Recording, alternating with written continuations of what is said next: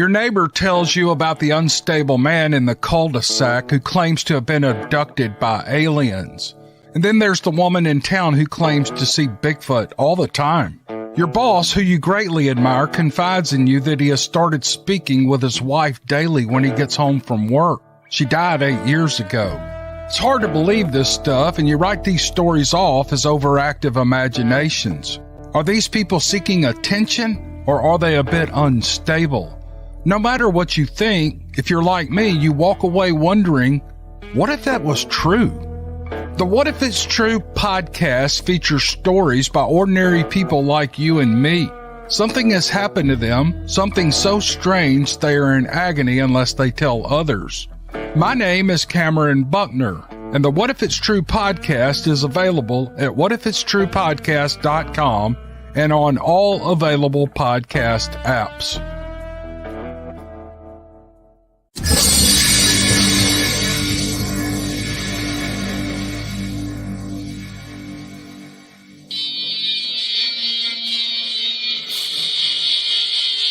Welcome to Beast TV.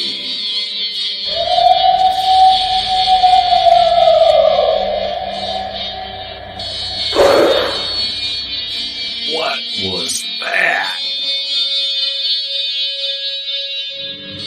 You better get a fresh dip and buckle up.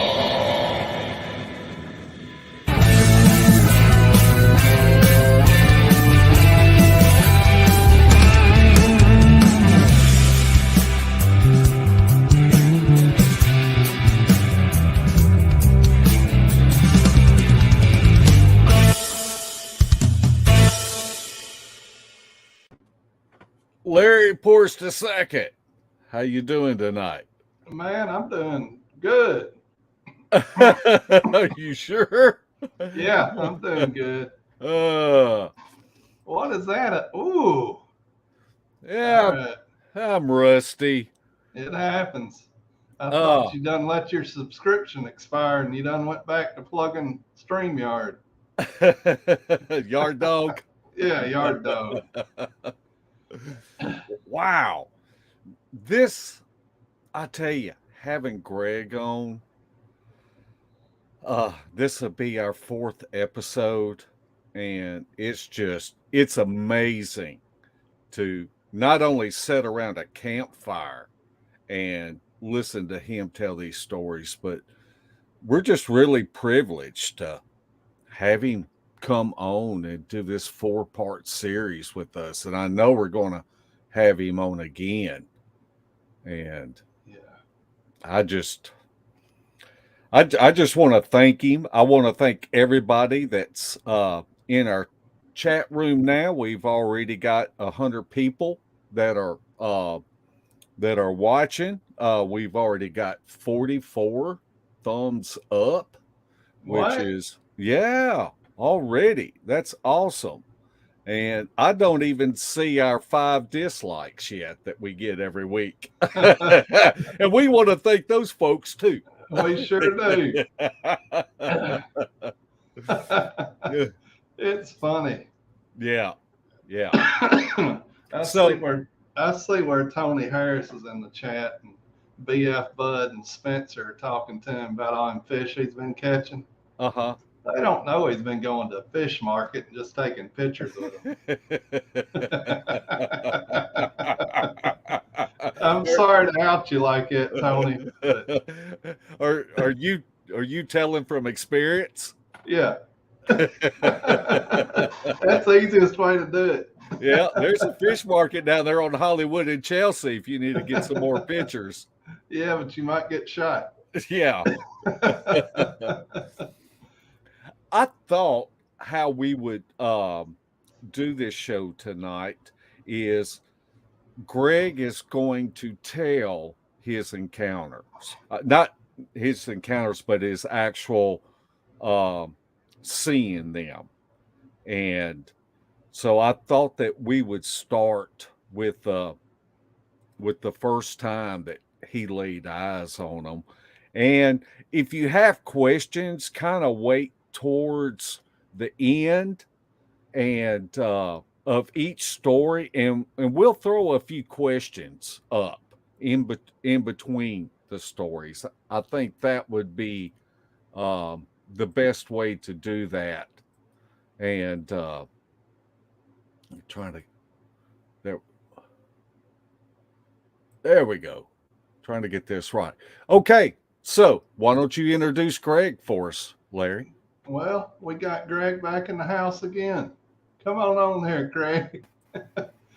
We're gonna have a guest interrogator. We're gonna have Tupelo Joe on here to ask you if you like deer hunting. No, yes, yes. No, I don't like it. I love it. There you go. I used to. I've got fat and lazy. I'm fat and lazy, but I still get bad hungry, and I sure do like to eat it. Yeah, they're good. Ain't no doubt about that. Well, Greg, we have really enjoyed having you on for the past 3 shows in a row, and I want to personally thank you for coming on and sharing your experiences with the audience. Well, guys, I appreciate y'all having me, and like I said, I've always tried to be, not over. Didn't share it with a lot of people. They kind of had to be pretty much in the know or a believer at least. And, because like I said, people come out and they tell what's happened to them and, be brutally honest with people. Try to give them a heads up on, hey, you may go over here in these woods and run up on these things and, be prepared. Just because here's what's happened to me. I've lived it. I mean, I've around 20 years worth, and I was that guy. I was the guy that, I didn't think I would ever be a person that would encounter these things. That was pretty much the last thing I ever thought I'd run up on. And like I said, I didn't go looking for them. I kind of involuntarily got drug off in the middle of it. Let me ask you this before you get into your sightings.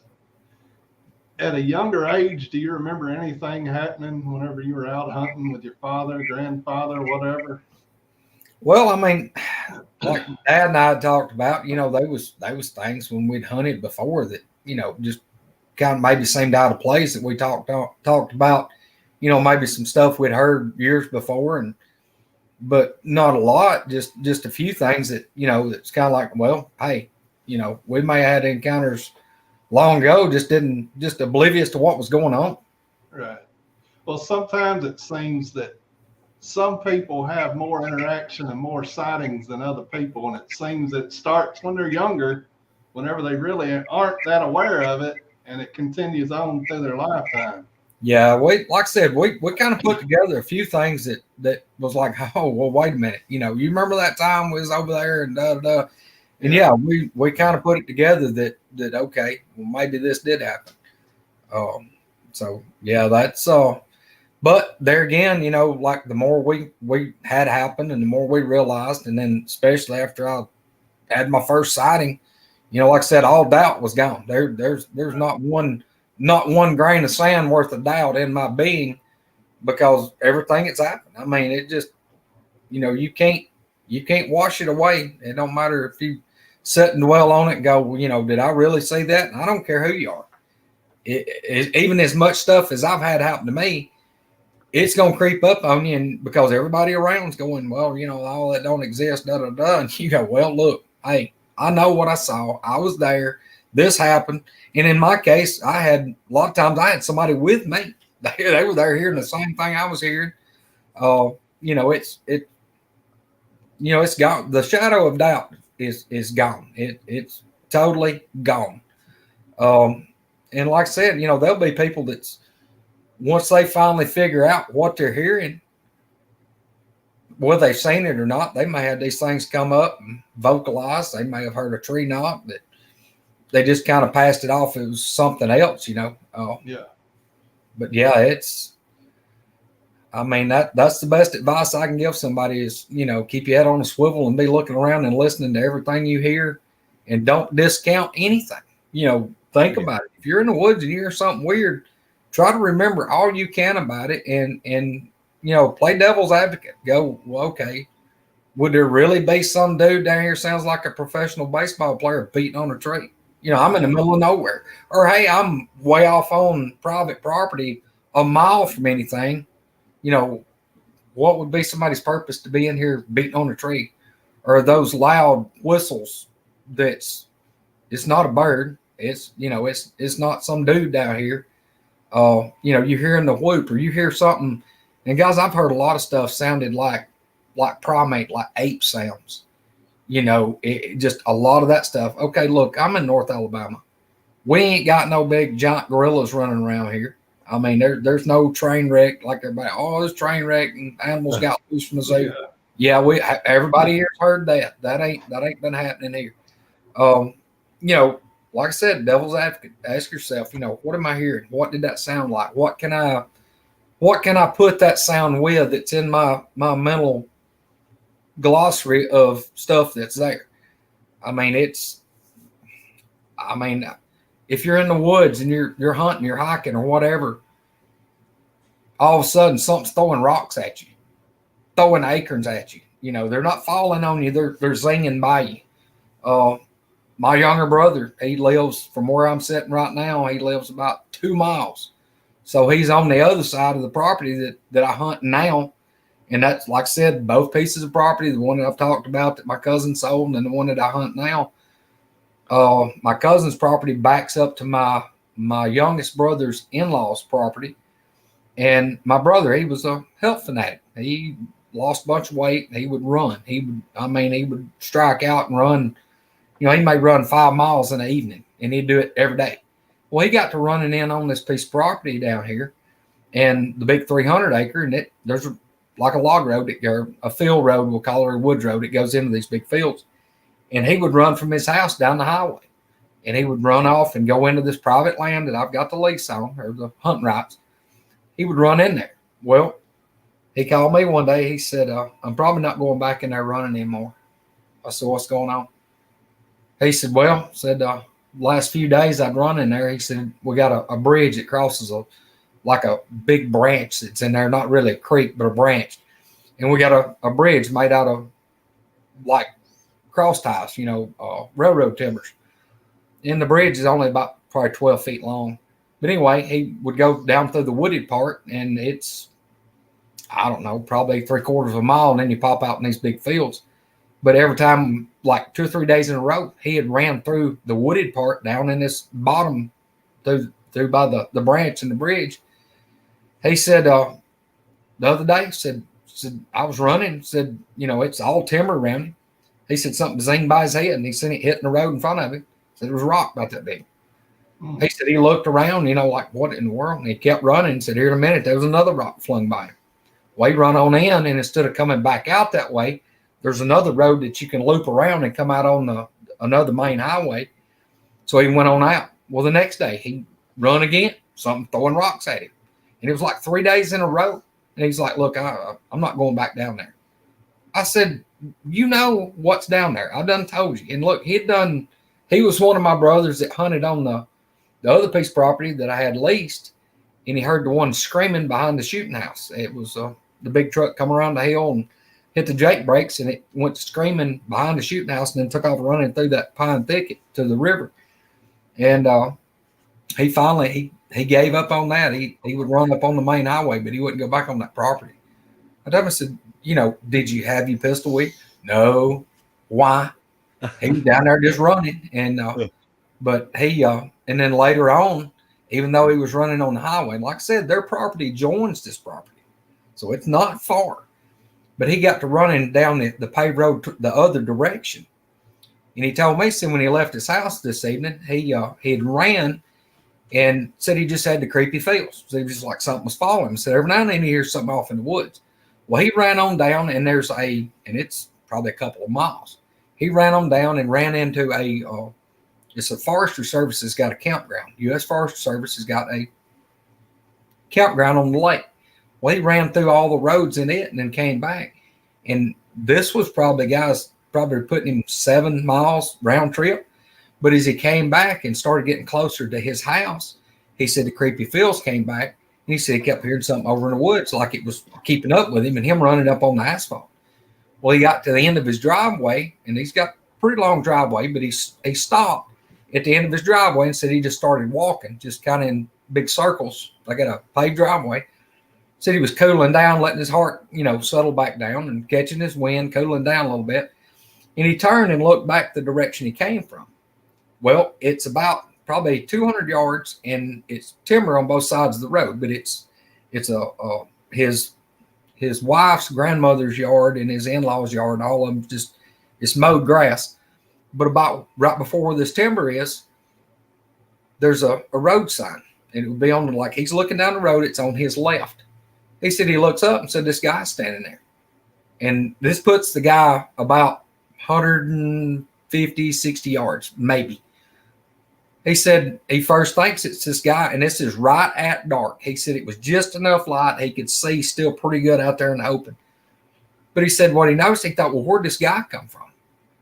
And said it was facing him, and said he was like within 3 or 4 feet of a road sign, one of the triangle road, or not triangle, but the squares turned like a diamond road sign, I guess you'd call it. But anyway, this guy's standing there, and said he goes to look, and it's about that time he realized that this guy is as tall as the sign, and the sign's right at 8 foot tall. And the guy turns and takes like 3 big strides across a 2-lane paved road and hits the grass on the other side, and there's a guardrail because it's a big drop off. It goes in a big canyon. And said he just took like an extra long step and cleared the guardrail and went in the woods.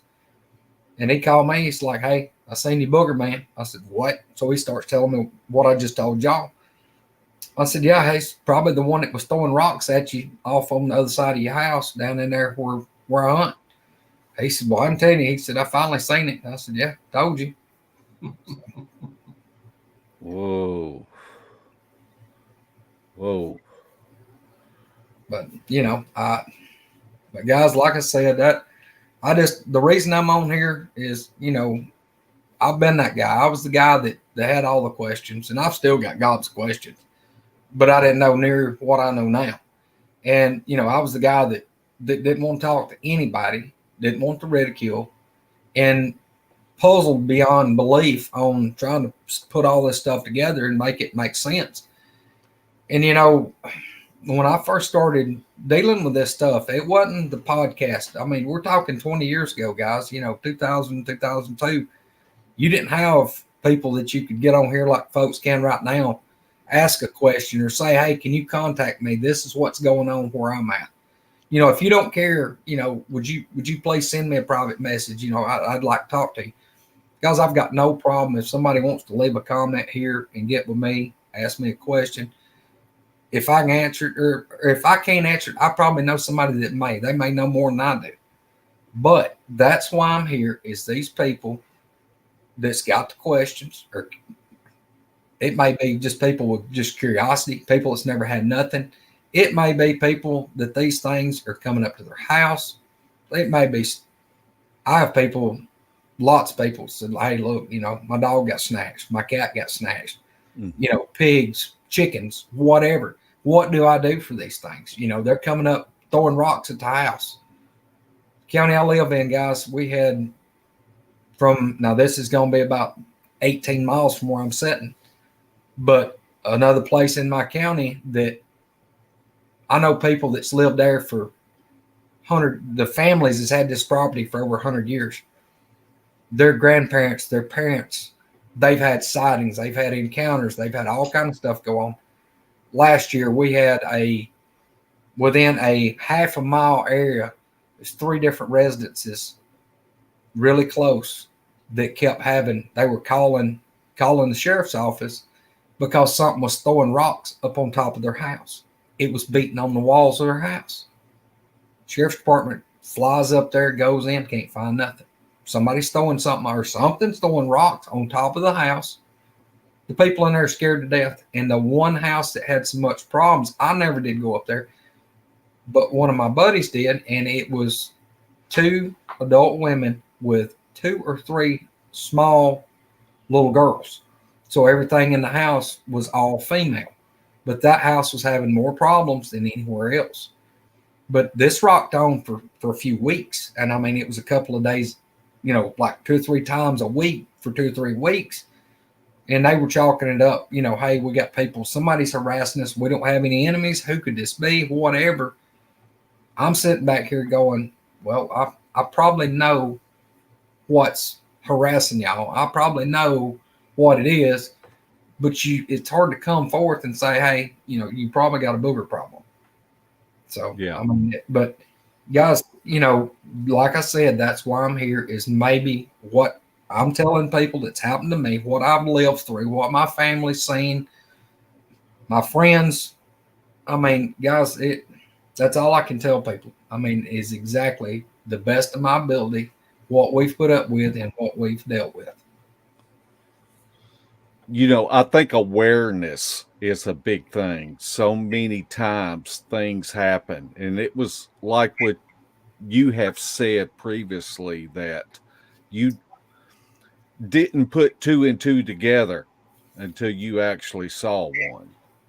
No, I mean that's you're pretty much spot on. I mean, we kind of did put it together a little bit, but in my mind, I'm going, there's no way. I mean, we're dealing with all this, but that can't be what it is. I mean, and the more happened, the more encounters, but I couldn't see it. I could not see it. But I'm asking myself, what could be in these woods and me up here in this tree or in this stand armed, like I said, with a high-powered rifle? What would be in these woods that would come up here and harass me and throw stuff at me? What's beating on these trees? What's making the whoop sound? All this stuff I'm hearing. What can that guys look? I mean, I grew up in the woods. Like I told you, I killed my first deer at 5 years old. I gave you the background of my family being in the woods all the time. Daddy was a commercial fisherman. We hunted. Guys, our deer season here used to be, sure enough, a liberal deer season. Like I said, bull season was October 15th all the way. And then gun season come in the Saturday before Thanksgiving. And then they both went all the way to the last day of January. I mean, you had, what's that, 3.5 months to hunt deer? Yeah. I mean, and you could kill, in the state of Alabama, a lot of places, you could kill 1 buck and a doe, and sometimes 1 buck and 2 does per day. Per day. There was years when we hunted in Tuscaloosa County. That's the way it was. It was buck or doe a day. And I mean, I'd kill like 15, 16 a year, and Dad killing 20. I mean, we was bringing home 35 deer a year. I mean, I spent a lot of times in the woods, guys. I mean, a lot of time in the woods.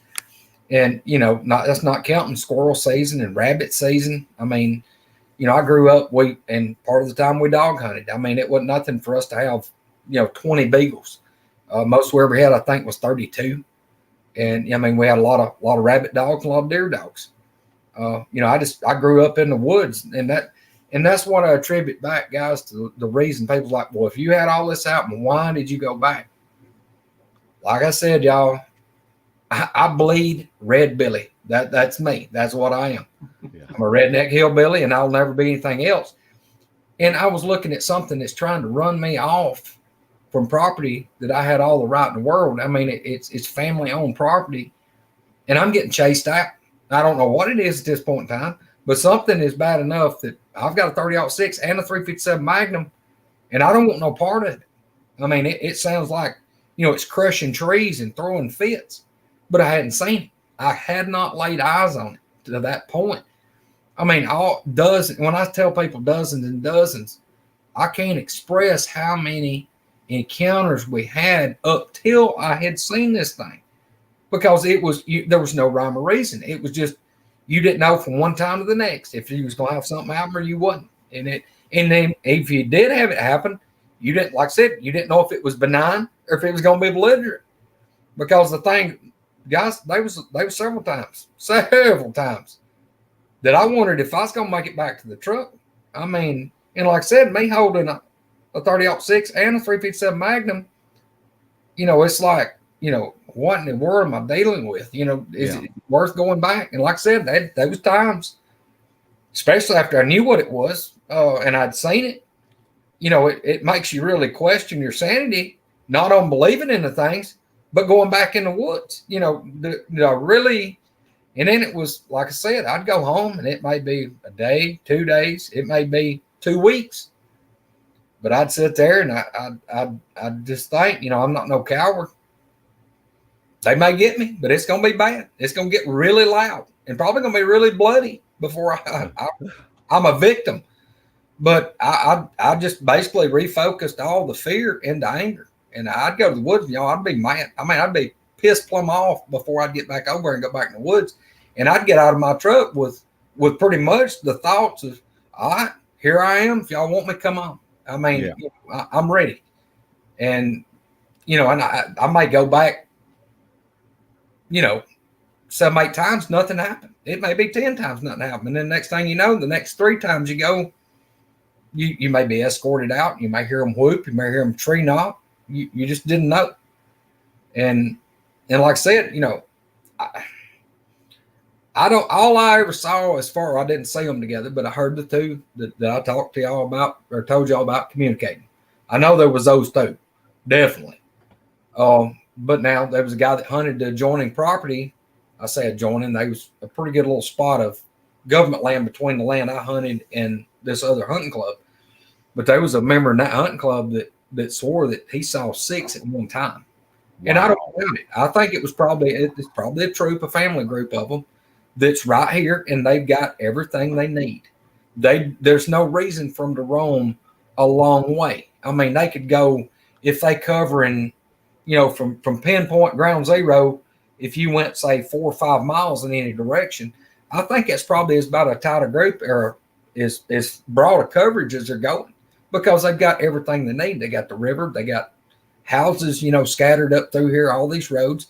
And still here where I live, 4 out of 10 houses has got a garden outside there in the spring, like right now. There's still crops that's planted. People's got yard chickens. I'm out in the country, y'all. That's, it's just a way of life for people around here. And, most people here, they don't compost their leftover food. They may go to the back door and just sling it out toward the edge of the woods so the animals can get it. Well, guess what? That's yeah. They hit a few of these houses, hit trash cans. We don't have anything here. Nobody's got bear-proof cans or anything. So, it would be right here where I'm at would be a perfect spot. And I believe that's what they got. It's right here. This river's slam full of fish. I can show you pictures of the fish that Dad and I's caught. We'd run trot lines and limb lines, and we'd run boxes before when he commercial fished. Largest catfish I've caught within a quarter of a mile right here on the river weighed 54 pounds. We catch a lot of them in the 20s and 30s. I think I've caught maybe 4, 5 in the 40s. But the biggest one I ever caught was a big flathead, or some people call it Appaloosa, 54-pounder. There's a lot of fish, and that'll go back to, I can go run these lines, and there's been times that Dad and I would run the lines, do nothing different. You may start catching fish like crazy. You go down one bank, every line, you may have 25 hooks on a quarter of a mile or half a mile. You catch fish like crazy. Catch them. Be just wearing them out. And then you go down there and your lines the hooks will be pulled up, like hooked on a limb up on the bank.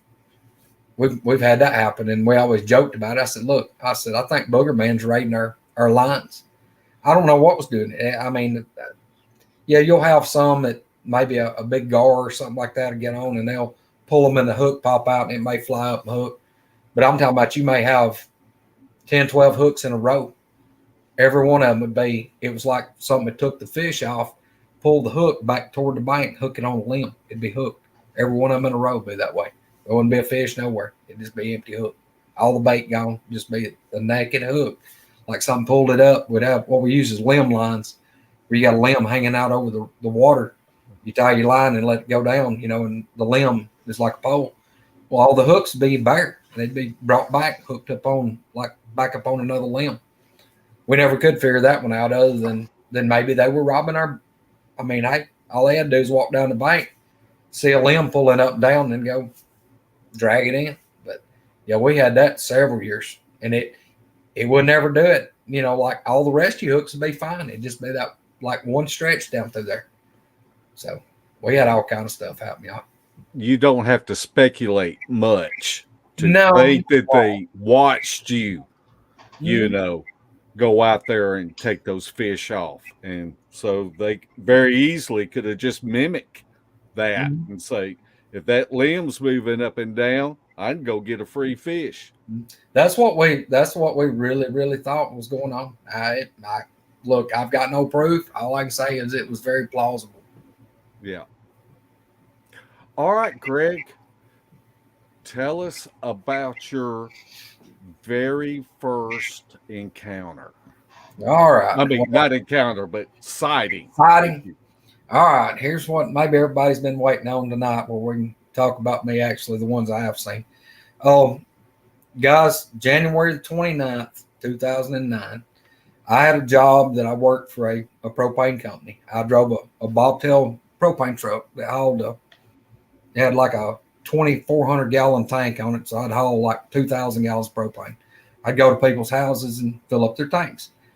Well, it was cold weather. And like I said, January 29th, our deer season went out the last day of January. So I only had, like 29th, 30, 31st to hunt. And we kind of got called into work because it was really cold. Well, even my wife, she was gone hunting with my cousin. And, I'm having to work. So I wasn't real happy about that, getting called in that morning. But anyway, I went and made a delivery.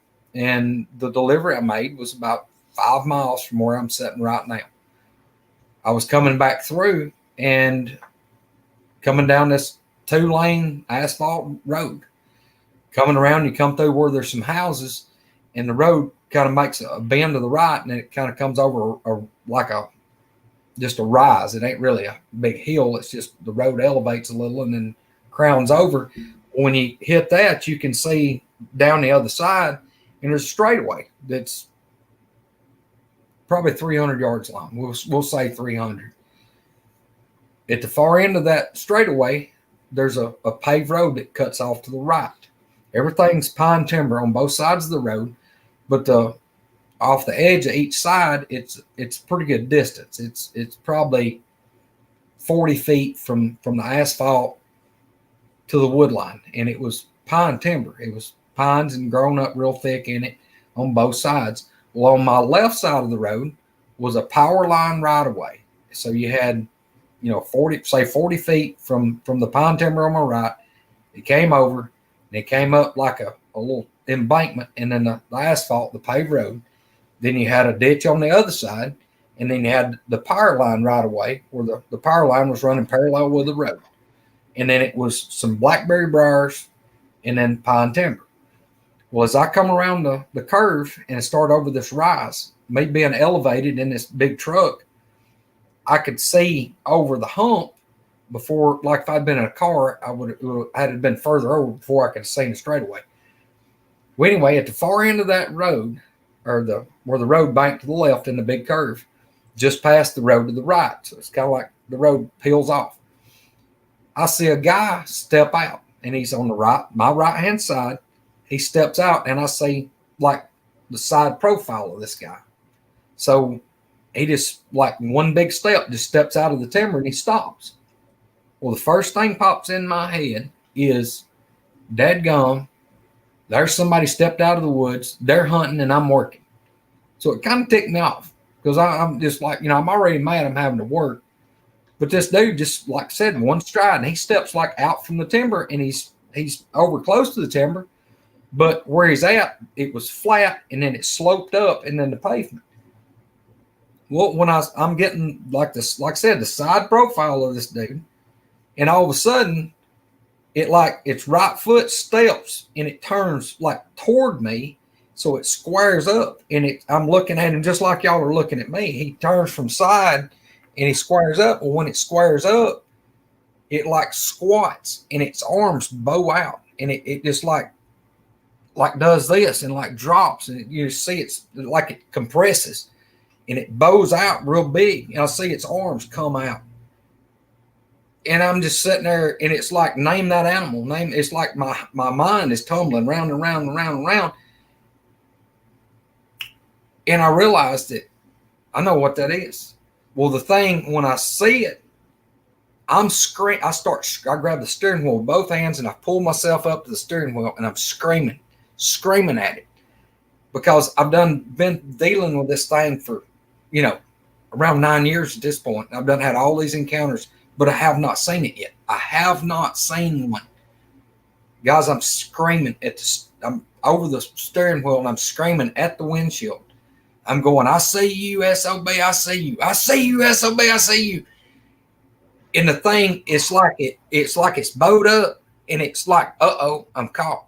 And it steps to go back the way it comes. It's like its body turns and it steps, and then it like stops, like mid stride. It stops, and looks. And it's like, well, I can make it. And the thing whirls back around, and it lunges one stride. It's from dead stop. Like I said, it stepped out. It faces me. It squats, and then it starts to go back the way it come from, like duck back in the woods, and it stops. It's like, no, I can do it. And it turns, and when it turns back toward the road, it kicks off of one leg.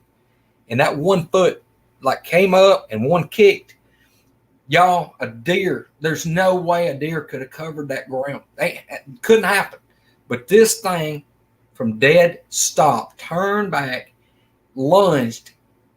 It's like it just floated, and landed on the asphalt. We're talking about this thing had to be, we'll say 20, 25 feet horizontal, and about at least a 5 foot vertical. It lunges and just flies through the air and lands its foot on the road. And when it does, this thing's running. And guys, it looked like you had mashed fast forward. It didn't look, it's like it wasn't real life, because the speed this thing moves. It just flies across this road, and it don't go straight across. It's like angling, like diagonal back toward me, because the way the road is. And it doesn't go just straight across, it angles across. And it's like its stride got just a little bigger, and it jumped the ditch on my left side. So it clears that ditch, and that ditch, it had to jump probably 18, 20 feet, I guess. And it was probably a 2.5, 3 foot between the road surface and the other side of the ditch. So it actually went up to clear that. And then it ran across the power line right away, and then went through those blackberry briars. So I see this thing. I mean, it's in the wide open. I mean, it went a long way by the time it jumped up, hitting the road, ran across the road, jumped the other ditch, and went through the power line right away. And then it was blackberry briars. Guys, when the thing went under the power line, there is a guying wire, like your power pole, and you got the wire that comes down to stabilize it, where they had bush hogged and cleared all the underbrush under the power line. It was clean. I mean, they had done it that year, where they had went around where the auger thing, that's the anchor for that wire, the guying wire, there was a privet hedge had come up, and just like the top got big. Well, they had bush hogged as tight as they could, but they didn't spray it or cut that down. So it was like one bushed out privet hedge. That thing ran really close to that privet hedge, and it went by it. So it was between me and the privet hedge. So I marked in my mind how close to the height of the top of the privet hedge. Then the thing hits the blackberry briars, and anybody that's got a blackberry thicket, these things will tear your clothes off of you. I mean, they'll grow up, and then they'll fall, and there'll be some this way and that way, and they'll fall over. And it's just like a woven, nearly like a mat when they start laying down. And they're just laying everywhere, intertwined, and the barbs hook on each other. And you can't, even with briar pants rabbit hunting, you have to beat and kick and stomp and everything else. This thing went through that blackberry thicket. It was like it wasn't there. And I could see, even through the briars, I could see like I'd say the thigh parts of its legs. But the top of the briars, like where the top was, from its waist up, wasn't obscured by any briars. Its waist was higher than the top of this briar thicket. All right. This thing's, I mean, it's gone. It's hit the woods. I've rolled up there in my truck and I shut the big truck off. I just sit there in the road and I'm looking and listening, looking and listening. I can't see nothing, can't hear nothing, whatever. It's gone. Where that thing had went, we went back. I talked about Bill White, Tal Bronco. Like I said, I owe that man a debt of gratitude because he walked me through a lot.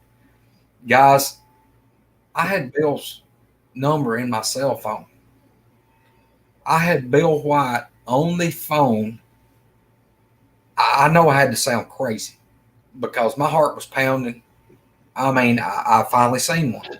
I had Bill White on the phone within 30 seconds or less of me seeing this thing. And he's telling me, look, you need to go look for this. You need to go look for that. You know, just try to write it down, everything as quick as you can get somewhere. Write down exactly what you're telling me. So I did. I wrote it down. I called my dad. I said, look, I finally seen it. I seen the booger man. He's like, where was you at? And I told him. I said, look, bring your pickup. We're going to go back over there in a little bit. I want to go measure some stuff. Bring a tape measure. We measured the privet hedge, bush, tree, whatever you want to call it, where this thing ran by. Guys, this thing like this much. Foot and a half being, me guesstimate, foot and a half being as tall as that privet hedge. It was nearly that tall. That privet hedge measured out from the ground to the top 10 foot 2 inches. So this thing had to be 8 to 8.5 feet tall. And by judging the 8 to 8.5 feet tall, because see, I seen it sideways. I seen it flat on facing me. What I saw, guys, was big as a sheet of plywood. This thing had to be from shoulder to shoulder. The total width had to be 4 feet. And from its chest to its spine had to be at least 2 feet thick. And it was 8.5 feet tall. It was enormous. And there is no, like I said the other day, you couldn't take a hodgepodge of every Olympic athlete that set world records, melted them down, poured them into one person, and them do what this thing did. The way it jumped, the way it ran, the way it moved. And guys, what I saw was ink, I-N-K, like in an ink pen, ink black. It was shiny. It was slicked off looking. The hair, you could see the hair just slick. And anybody that's been around cattle or a real black dog its coat's real healthy, its hair's real healthy, how it's shiny. If you get it out in the sunlight, the light hits it. When that thing moves, if you see like a muscle bulge, it'll reflect and it'll be like gray looking or silver. And then as the muscle moves, it's like the pattern is just changing. I mean, it nearly makes it look camouflage because it's black and gray. And black and gray show up great, or actually don't show up great in the woods. It blends. You'd be surprised how black and gray blends in the woods. But this thing was so black that it was shiny, like a slicked off Brahma bull, a cow that's super black. But I could see like its biceps. Guys, this thing's, its arms, at the bicep right here, looked like it was as big as the steering wheel in my Dodge pickup. Its legs looked like trash cans. I'm talking about, bigger than my torso. Its thighs. You cannot explain to somebody what I saw over here unless you saw it. And guys, Bama touched on this the other day, and for a lot of people, Bama's deal, we talked about this before we went on. It was going to be a Q&A to kind of catch people up to speed on some questions that people had. But Bama touched on something about me explaining to people what the boogers look like here in Alabama. Yes, there are people that I trust dearly that they see boogers that are a little different than a lot of them, like people call the type 2. What I saw was more like the type 1. And there are several people that see the type 1s. So in Alabama, yeah, I can tell you for straight up, we got type 1. And there's a lot of people are in agreement with that. But what I saw, guys, out of everything I've ever looked at, I can tell you for a fact, Patterson Gimlin, y'all, that looks, Patty on Patterson Gimlin looks way big time like what I saw. That thing, and it didn't, people will talk about, well, it had this big wide shoulders. It narrowed in at the waistline and looked like a bodybuilder. Oh, what I saw, the legs and the arms, yeah, bodybuilder all the way. Look here. I mean, I could see the muscle bulging. I could see the thigh muscles bulging, the glutes bulging. But this thing wasn't like no wedge down to a skinny waist. What I saw was like a 55-gallon drum, except probably bigger, and it stayed like barrel shape all the way down to like its rump. It was all big like Patty. So guys, that's about the best I can describe it. And then when that thing, where it went through those briars, when Dad and I went back, it looked like you had took a motorcycle and drove it through those briars. They was briars broke. It was like it just peeled them, and it left like all of them pointing like through a path, and they were pointing in one direction. They were stuff broke and strode everywhere. But those briars, they come up about the middle of my chest, where it come up to this thing's waist. I mean, that's what I kept looking around. I actually walked up in that a little bit, and I told Dad, I said, look how high these briars are on me. He said, yeah. They said, they're up about your armpits. I said, yeah. I said, look, I could see that thing clear from its waist up. I said, look, its waist would have been like right here on me. And I'm 6'1", barefooted. I'm 6'1", and that. So, guys, it absolutely, simply amazing. And like I said, there's no way I can explain it. I mean, anybody that's listening to these episodes, they know I go overboard on detail. I apologize to the folks that don't like that. I just like to explain my stuff or try to paint y'all a picture. But, guys, this thing moved. It was absolutely astounding to see something this big and to move like it moved. It defies the laws of physics. It defies all kind of things. Because honest to God, you couldn't have put the best Olympic runner and crossed that like that thing moved. I mean, you couldn't have took anybody that jumped in the Olympics and jumped the distance this thing jumped in that elevation.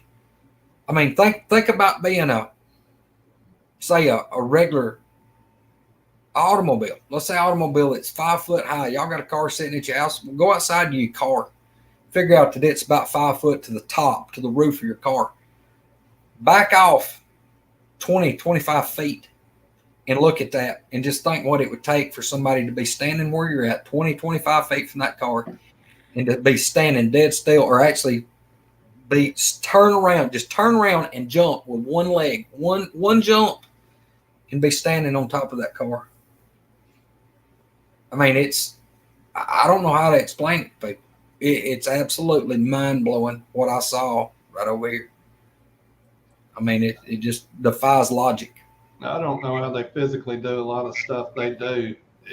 From your description, in my mind, I think it's a male. Is that what you think, or?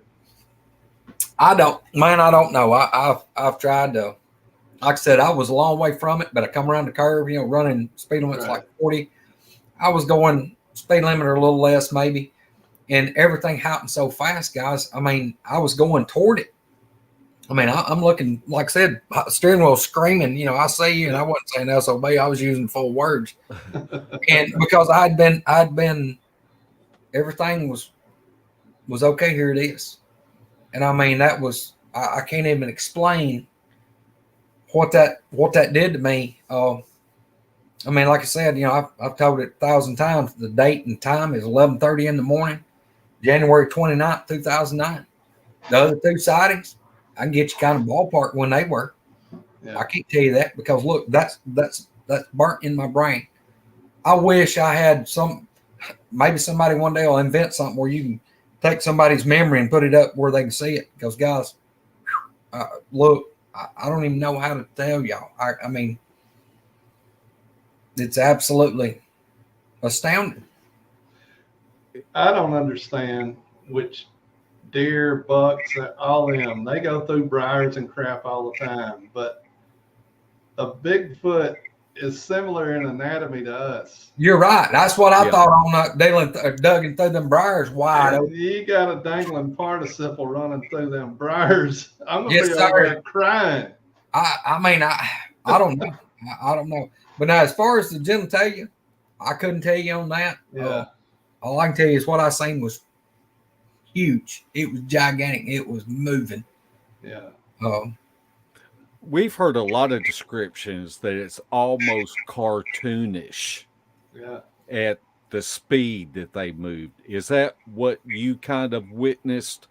Dude, if I could take my memory and put it on this right here for y'all to see it, the first thing that would pop in anybody's mind that saw it would be like if you or I looked at a regular television station or regular movie on TV, the first thing you would think was somebody's hit the fast forward zone. You know, like you like 1, 2. It wouldn't be like, you know, like the days of old where fast forward was like 50 times, you know, speed. But dude, it would have to be at least 2 to 3 speed what you would think it would even be remotely possible. I mean, really, if you could see what I saw and it just popped up on TV, you would be looking to see what speed fast forward it was.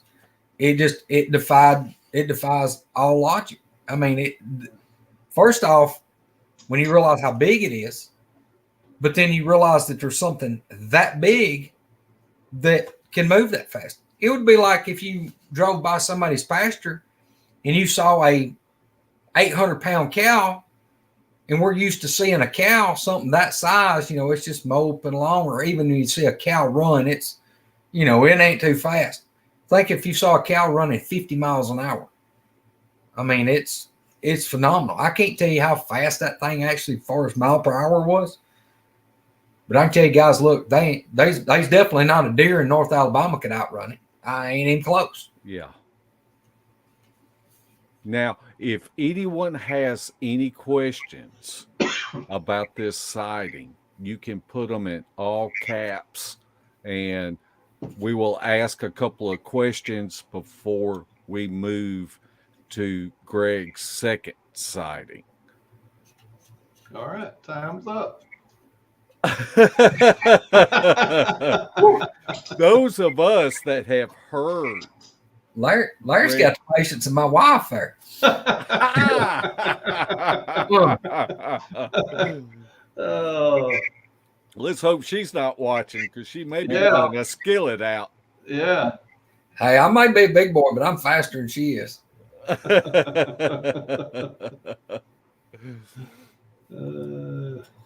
Larry, do you have any more questions? Well, stop talking. I feel better, Scott. I've been sick, dadgummit.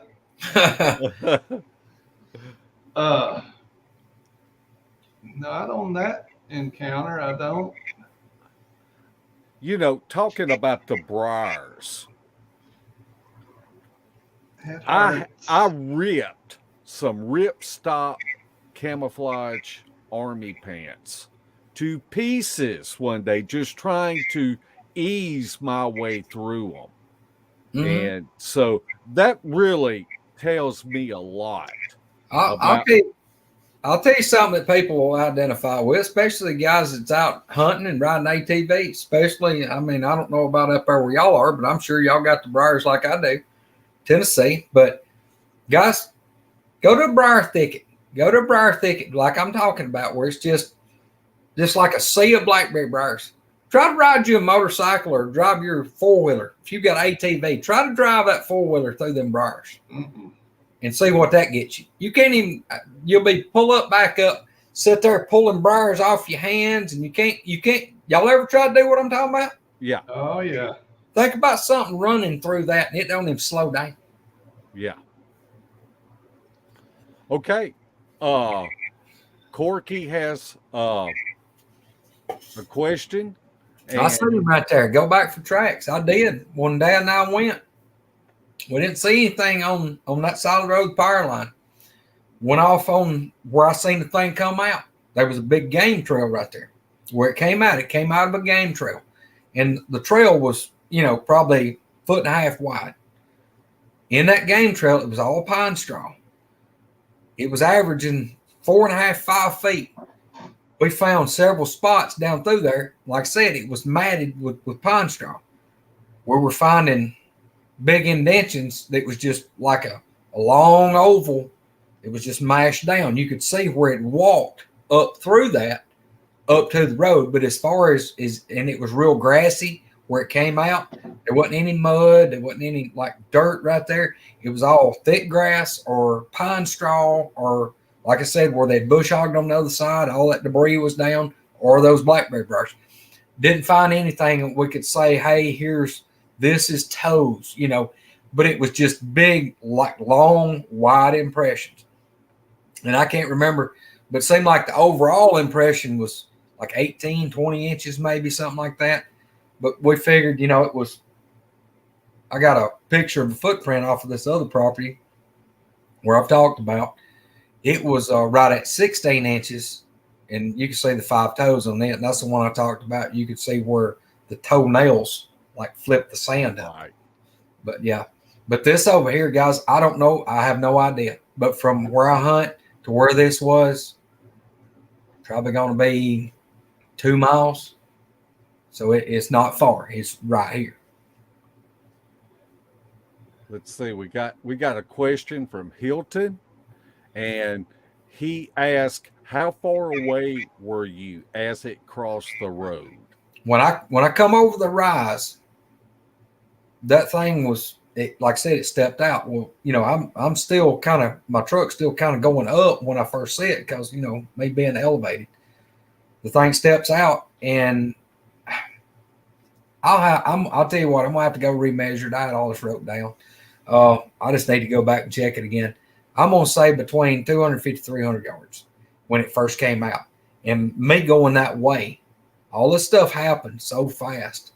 The closest I got, I would say probably 125, 150 yards maybe. I mean, I didn't have time to gain on it no lot. It was still a pretty good distance. But, I mean, would I like to have been a lot closer? Yeah. But because I was in the safety of the cab of a big truck. Yeah. Okay. 100-Watt World asked, what did its face look like? There again, I was so far, and guys, I'm going to tell y'all something. I'd have dreams about these things, and that's what's so crazy. That's what your mental psyche will do to you. I couldn't tell what to face because, like I said, when it was squared up facing me, it was when this first started happening. Like I said, it stepped out and it turned toward me, and then it started to go back and then jerked and then went back and took off. As far as the face, I can't tell you. I wasn't close enough to distinguish, its mouth, its nose. Now, it had basically no neck, or what neck it had was, it looked like it sloped from its earlobe, like muscle, just like looked like a football player with a bull collar. I mean, it looked like its shoulders just ramped up like this to the side of its head, and its head, kind of coned back a little bit, like it came up like a conical head. But yeah, it wasn't a round head. No, it was. I can tell you the head was conical. But as far as features on the face, I would have not. That's what I was going to tell you. I would have dreams about these things, and I've had dreams where these things had attacked me. And it'd be like when it got on me, its face would be just like a blur, like a black blur. That's just crazy, I know, but it's like my face, or like my mind couldn't fill in a face on it. And that weirded me out really bad for a long time. Okay, we're going to let you answer this. You touched on this, what color the creature was, for those that might have tuned in a little late. Yeah, it was black, guys. It was black ink, INK, like black ink pen, the blackest black. It was so black, it looked like something that was like wet, the darkest black paint you could imagine. And like I said, it was slicked off and shiny. It wasn't dirty, it wasn't filthy. This thing was super shiny when the light was hitting it, because this was 11:30 in the daytime. I mean, it was, you know, the light hitting it daytime.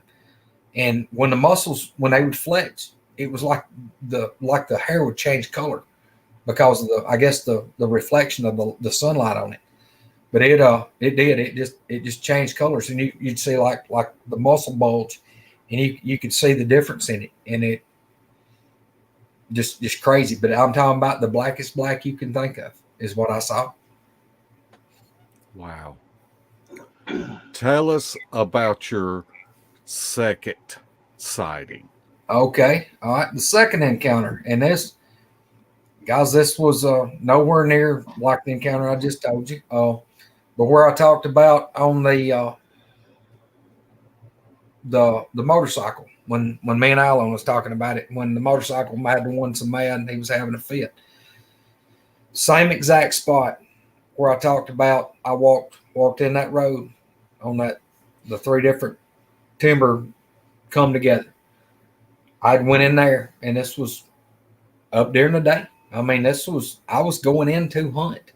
So this was, 1:30, 2 o'clock, going for an evening hunt.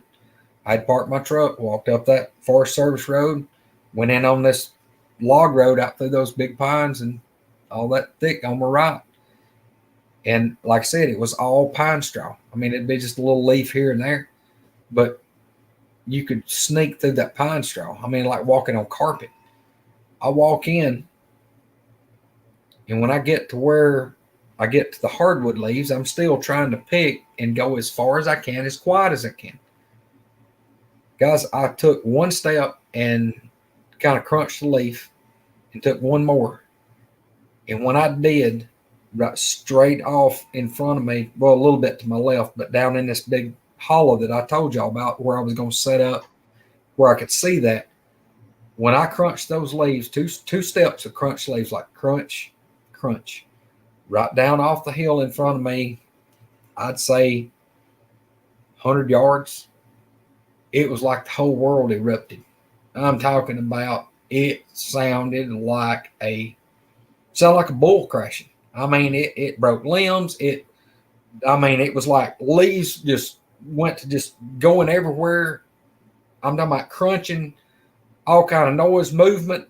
I'm looking off the slope going down. I'm looking way down toward the bottom. This thing erupts because that hill that I was looking down, it went down and it flattened out, and then it went back up another ridge. So I'm looking down the hill to the flat bottom and then back up this other hardwood timber. And I can see a long way, but it's hardwoods, lots of trees, and there's a little bit of underbrush, but you can see a long ways. Guys, I see something like just explode out, and it's going away from me, but I see it's right in the middle of that bottom, and it's black. And that thing takes off, and it goes across just like it hits that other hill, like sloping up. And I watch it go up that hill away from me. And I'm getting like I can see it, I can't see it. I can see it, I can't see it. I can see it, I can't see it. I see it, I can't. And it's gone. I mean, the whole encounter, I dare say, lasted 5 Mississippi, maybe. But what I saw was ink black. It was upright, and it was running on 2 legs. And it went up that hill faster than Evel Knievel could have went up there on a dirt bike. I mean, it was like astounding. That thing went dead away from me, going away from me up that hill. Never vocalized. It didn't. I never heard it do anything except pounding the ground as it's running up that other hill. And I mean, this is a long hill. I mean, it's the top. It's as high as where I'm at. So you think, it's probably 100 yards down and say 15, 20 yards wide, and then another 100 yards going up at an angle. So I'm probably 200 yards from it when I see it go over the hill and out of sight. And it was, it's just a mixture of, I mean, there's 2 or 3 kinds of oak trees, poplar trees, beech trees, pine here and there, but it's big hardwoods, and I'm talking about, big trees. So it's fairly clean under it. So you can see a pretty long ways. And, I've killed deer. I mean, I'm on that other hill. but you just gotta, if you see one, you have to wait till it pick you an opening. And that's what I was doing on this thing. Like I said, it was so much between us. I wasn't just getting a steady view like when I watched it cross. All I had between me and it was air and opportunity over there on the paved road. But this, I seen it. I don't know if the thing, I've wondered this much times. I don't know if the thing was maybe sitting on the ground. I don't know if it was laying on the ground. I don't know what it was doing because I never saw it till I heard just this massive, just like, I mean, think of a piano hitting the ground. I mean, it was just like a crash and a pop. And then I see this thing, it's gone. And that was basically sighting number 2. But I was within probably, I don't know, probably 15 yards of where I was sitting at the big pine tree when the one was mad about the motorcycle that I talked about. It was, I mean, right there.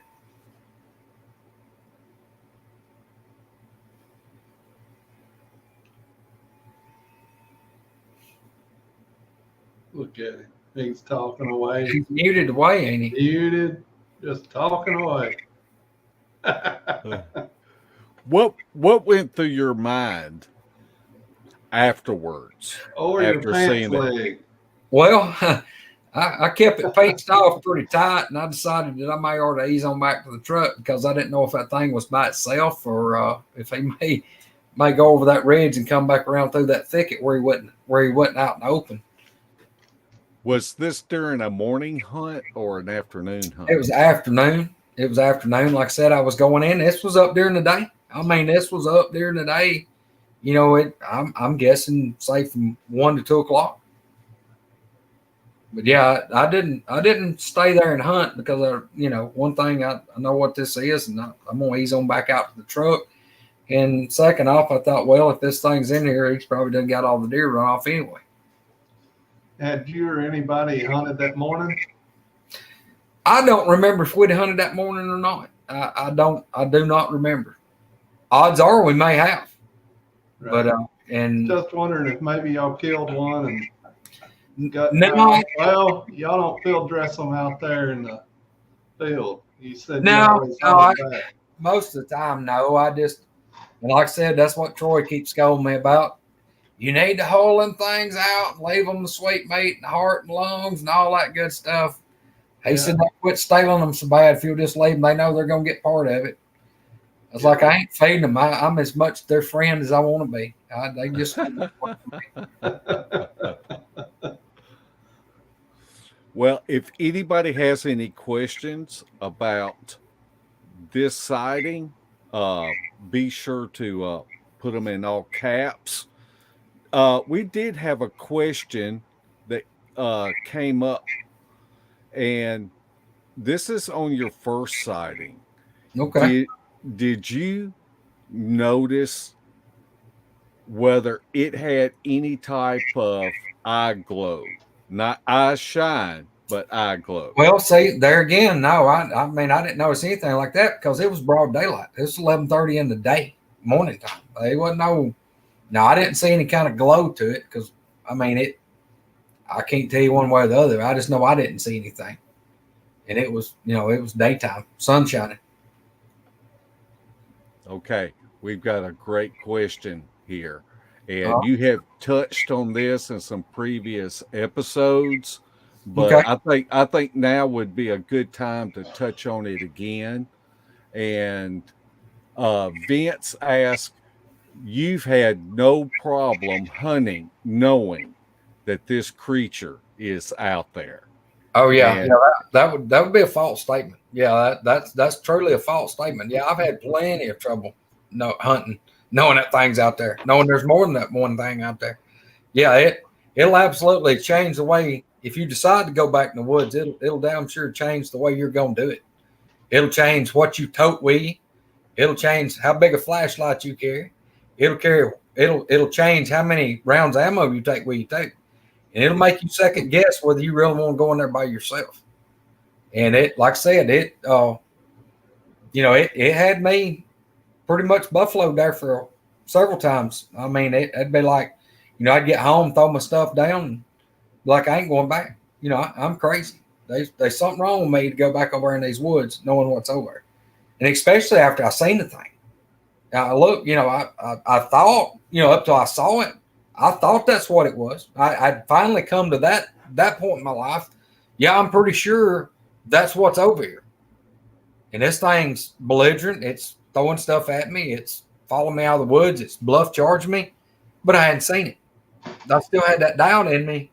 There ain't no way that's it. There's something over here. I don't know what, but surely that ain't it. Well, then the more it happened, the more I was like, well, yeah, that's got to be what it is. But still, in my mind, I hadn't seen it.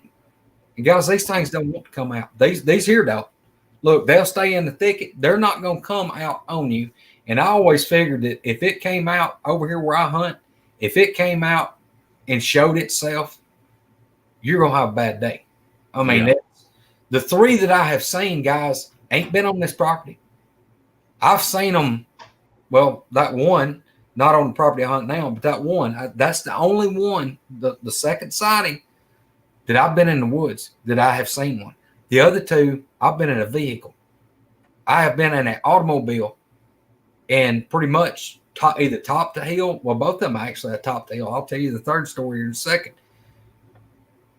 Kind of come around the curve, top the hill, and caught one. And I don't know why they chose to cross the road when they did. I don't know if they wasn't paying attention. I don't know. I just know that I was the right place, the right time. Because we're talking about, I've seen 2 road sightings, one in the daytime, one at night. And then I snuck up on that one. He was down in that hollow. And I don't know. I wondered on it if maybe it was like I put together on the 2 that were communicating. I wonder if the thing wasn't like on its knees or sitting on the ground, digging for grubs or something. I don't know. I dang sure didn't go on down there and figure out what he was doing. I didn't go down there and wander around. I come on back out. But like he asked, as far as is going back in the woods, like I told y'all just a minute ago, I'm a redneck hillbilly. I call myself Red Billy, and I don't like to be bullied. And that's what I put it together. I mean, I come out of the woods plenty of times. I'm talking about with fear aplenty.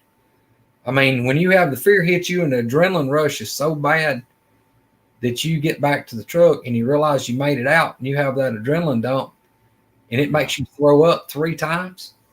Guys, I've been scared a bunch of times. I mean, I've been scared. And fear's okay. There's no problem. There's no shame in anybody getting scared. The shame is being scared and staying scared.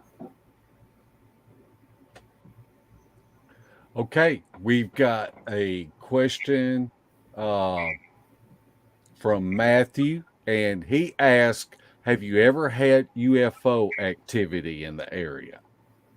Man, I've been asked that 1,000 times, and my answer to it's no. I've never seen anything that looked like a UFO that I couldn't explain. I've never seen balls of light. I've never seen nothing. Not nothing that I've ever personally seen. I mean, I had one guy told me that him and another boy seen a UFO. I don't know whether he did or don't or didn't. I have no idea. But I've never seen anything that I would have hollered extraterrestrial, anything like that. I haven't ever. Have you ever seen orbs in the woods? No, I haven't. I haven't personally. I've never seen any orbs, nothing. So I don't know. And that's what I've been asked that too. But guys, no, I've never seen anything even remotely that I couldn't explain as far as light in the woods. Never. Okay. Vince asked, did you have any problems believing what you seen or second guessing yourself over what you saw? Oh yeah, you will. I don't care who you are. I don't care what you're saying. Yeah.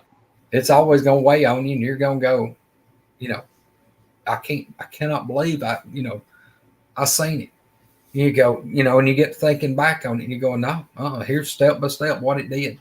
I seen it. This just, here's that other piece of the puzzle that ties in and it mats up. So there's that other piece. Now I could see if I had seen this and I hadn't had all this other stuff, it would be a whole lot worse. It would be a lot harder for me to realize, what I'm dealing with. But Mine was, it's like baby steps, baby step, baby step, and then a big jump, and then baby step, big jump, big, just kept going. And guys, I mean, it's hard to explain to somebody what, like I said, just the sheer volume of things that I had happened, and the way it's all happened to me, and everything's been in line. I mean, that, on another note, I'll just bring this up. Me and my wife we went Sunday evening, went ate supper with two of my friends, and another lady came and ate with us. Went just north of here. I'll go ahead and name drop. I went and we ate steaks at Coonbo Baker's house. We grilled out. We went out on his farm. After we ate supper, we I got one of the prettiest farms in North Alabama. We rode across his farm out on the edge of the Tennessee River on a point. We pull up there in 2 pickups and a Jeep. 3 vehicles pull up there to his camp spot. Guys, we get out. We wasn't there 5 minutes.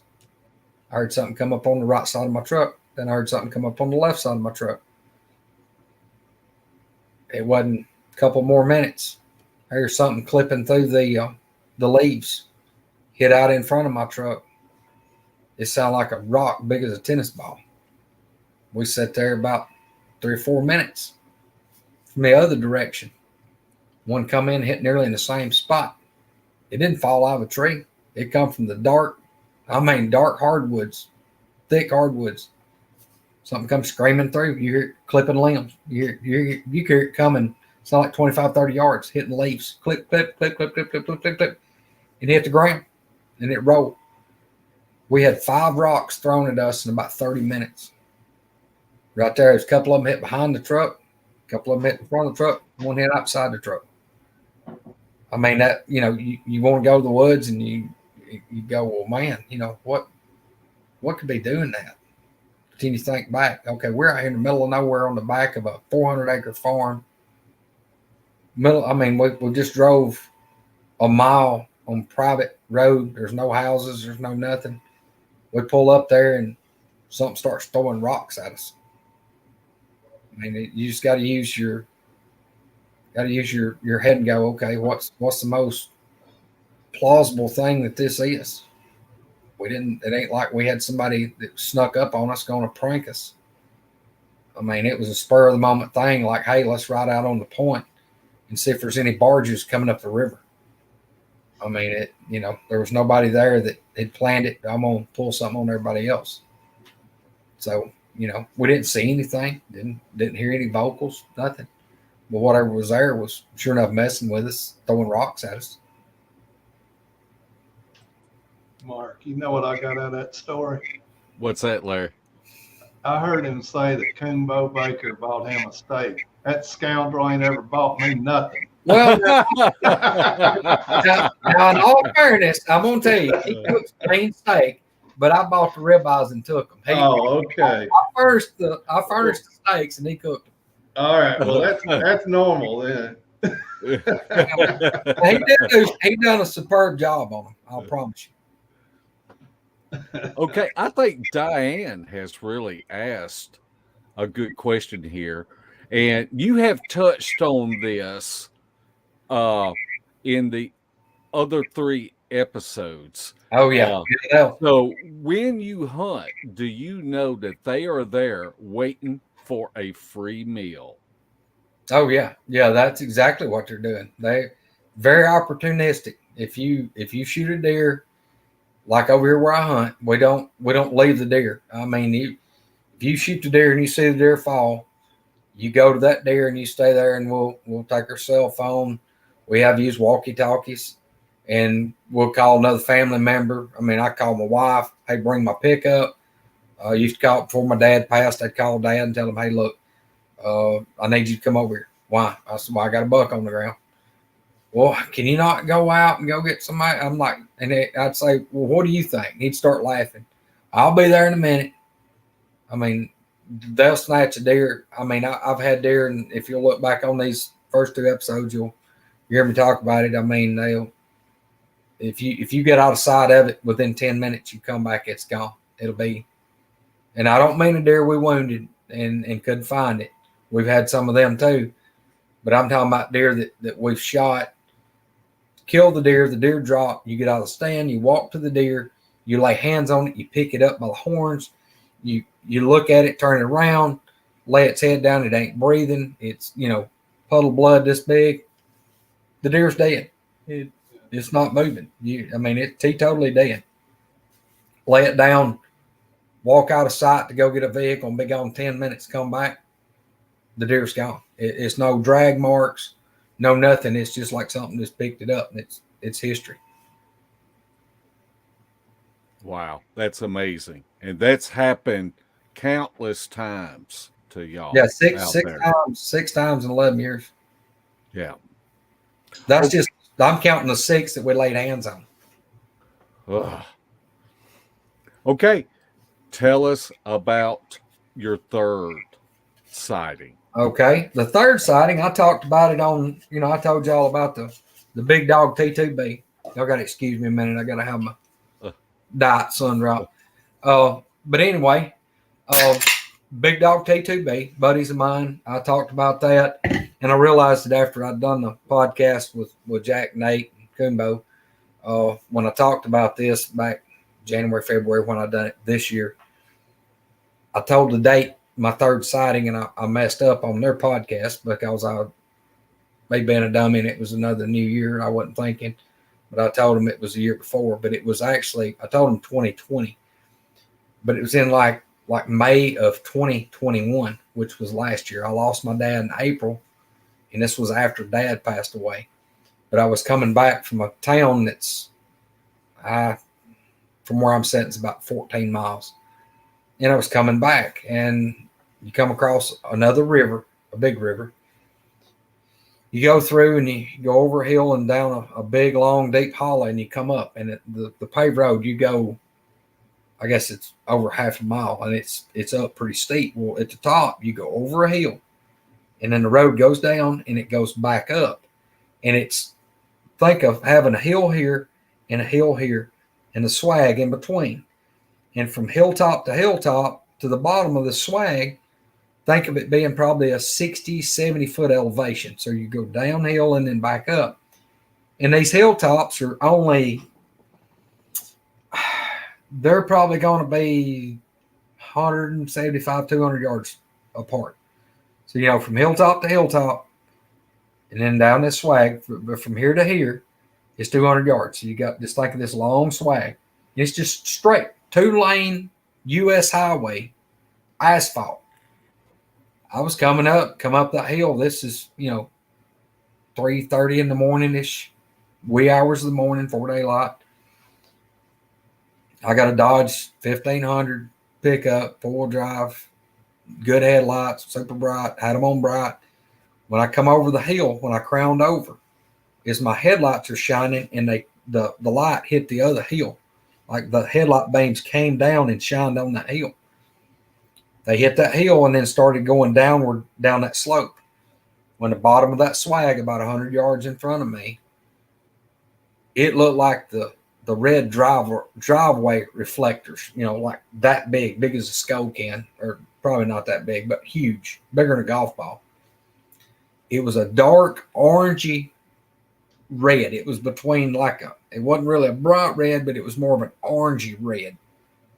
But it looked like when I first seen it, it was 1. And then it was like 1 and like 1 and flashed 2 and then back to 1. It was like it looked like I caught one eye, and it's like it looked and then looked back, ahead. But this thing was in the middle of the highway. It was, when I first seen it, it was right on the center line, and it was going to my left. So it was going on across the road to my left, oncoming lane. It crossed that lane, and then where the edge of the road over there, it drops off like a steep embankment. It drops down, and it's probably 6 to 8 feet in just a steep slope, and it flattens out. And then you got like big timber. It's hardwoods, pines, all kind of just big timber on that side. But what I saw was an upright, black, covered in hair, dark, deep orangey red eyeballs that glue, just glowed like crazy. But I seen it, 2 or 3 strides, and it just lunged off that embankment. It hit the ground, and then I watched it, a couple of big long steps, and it went right by a big pine tree. Well, where that big pine tree is, I looked at it the next day, and there's like a trail, looks like 3 feet wide, that goes right by that tree right where I seen this thing go. Well, here's the deal. I talked about my cousin that lived like from where I'm sitting 2 miles. This happened 400 yards past his house. So this only puts it from the property I'm hunting now, where it joins the upper end of the northern end of that 300 acres. It's 500 yards, maybe. So it's all right here. But where I seen that one was right over here.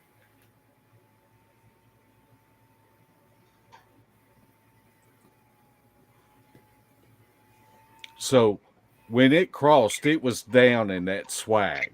It was in the bottom of that swag. Actually, it was on the side toward where I'm sitting, the man cave. It wasn't right in the very bottom, but it was still in the swag part, kind of on, the opposite side that I was coming over. So my headlights, like I said, the lights were, as I was coming up the hill, the lights were shining up. And as I rounded the hill, of course, the headlights started shining. And then when they shined down in the bottom of the holler, it's like the headlights just came down and illuminated the eyes, and then it illuminated all of it. But it was dark black. I mean, all 3 that I've seen has been black. Wow. Larry, do you have any questions? I know whenever you go hunting that you take a lot of ammo and this and that. Is there anything that you do to try to signal them that you're going in or anything? Man, honestly, I think after we dealt with these things so long, and like I said, I told y'all what the only thing that I put together, what changed the way these things dealt with us, was when me and Alan told y'all. I mean, that one was right on top of us, and I whooped at it. I mean, it's just like he threw a light switch, just boom, and it stopped. Guys, it changed the whole world. Us dealing with these things changed at that point, as far as them being belligerent to us. Now, look, I may go over there and do some work in one of them fields tomorrow, and then pull my head off. I don't know. I still don't have a lot of trust for them. I've got, I think I've got a better relationship. But this goes back to like I've told people, you may have a neighbor. You and the neighbor get along fine. That neighbor may have a pit bull that hates your guts. But over time, that pit bull gets used to you. And he gets more used to you. And he gets used to you. And then finally, instead of him hitting the end of that chain, barking and acting stupid, he may look over at you and go, well, there's old Larry pulling in. He ain't going to bother nothing. And he just gets used to it. He gets accustomed to you. Yeah. Now, does Larry want to go over there and pet on him? That may be a different story. But he may be accustomed to you pulling in at a certain time, that you're going to come home every day, or he's probably, how many folks do you know? And just like my little old dog at home, I can be outside at my house, traffic, and I live 250 yards off the road. I got a long driveway, live in the middle of 20 acres. There can be traffic go down the paved road in front of my house. My little Jack Russell, half fast, half Jack Russell, he'll lay there on the porch with his head down. My wife, I won't even be able to hear her car. That little dog pick his head up and turn and look toward the road. And I'll look up there, and it may be 15, 20 seconds. I'll see my wife's car slowing down and turning in the driveway. He'll never pick his head up till he hears her car. And her car's no different than 95% of the cars on that road. Right. The boy that works for me, he does him the same way. Now, he's got a Chevrolet pickup. It's kind of loud. That little dog, he'll hear that truck way before I will. But now when the boy that works for me, every time he walks up, my little dog's got one of the fences. He can't go but so far. Man, that boy that works for me, he'll pull up and he parks up just out. I got like a little barn up my driveway. He'll park at that barn. That little dog, he'd be laying on the porch. He'd jerk his head up. and he'll look, and you'll see him cock his head, throw his ears up. He'll run down the steps on my porch. He'll run up right to the end. There's a power pole about the end of his domain he'd go to without getting electrocuted. He'll be sitting there bouncing sideways, and then I'll hear my worker coming.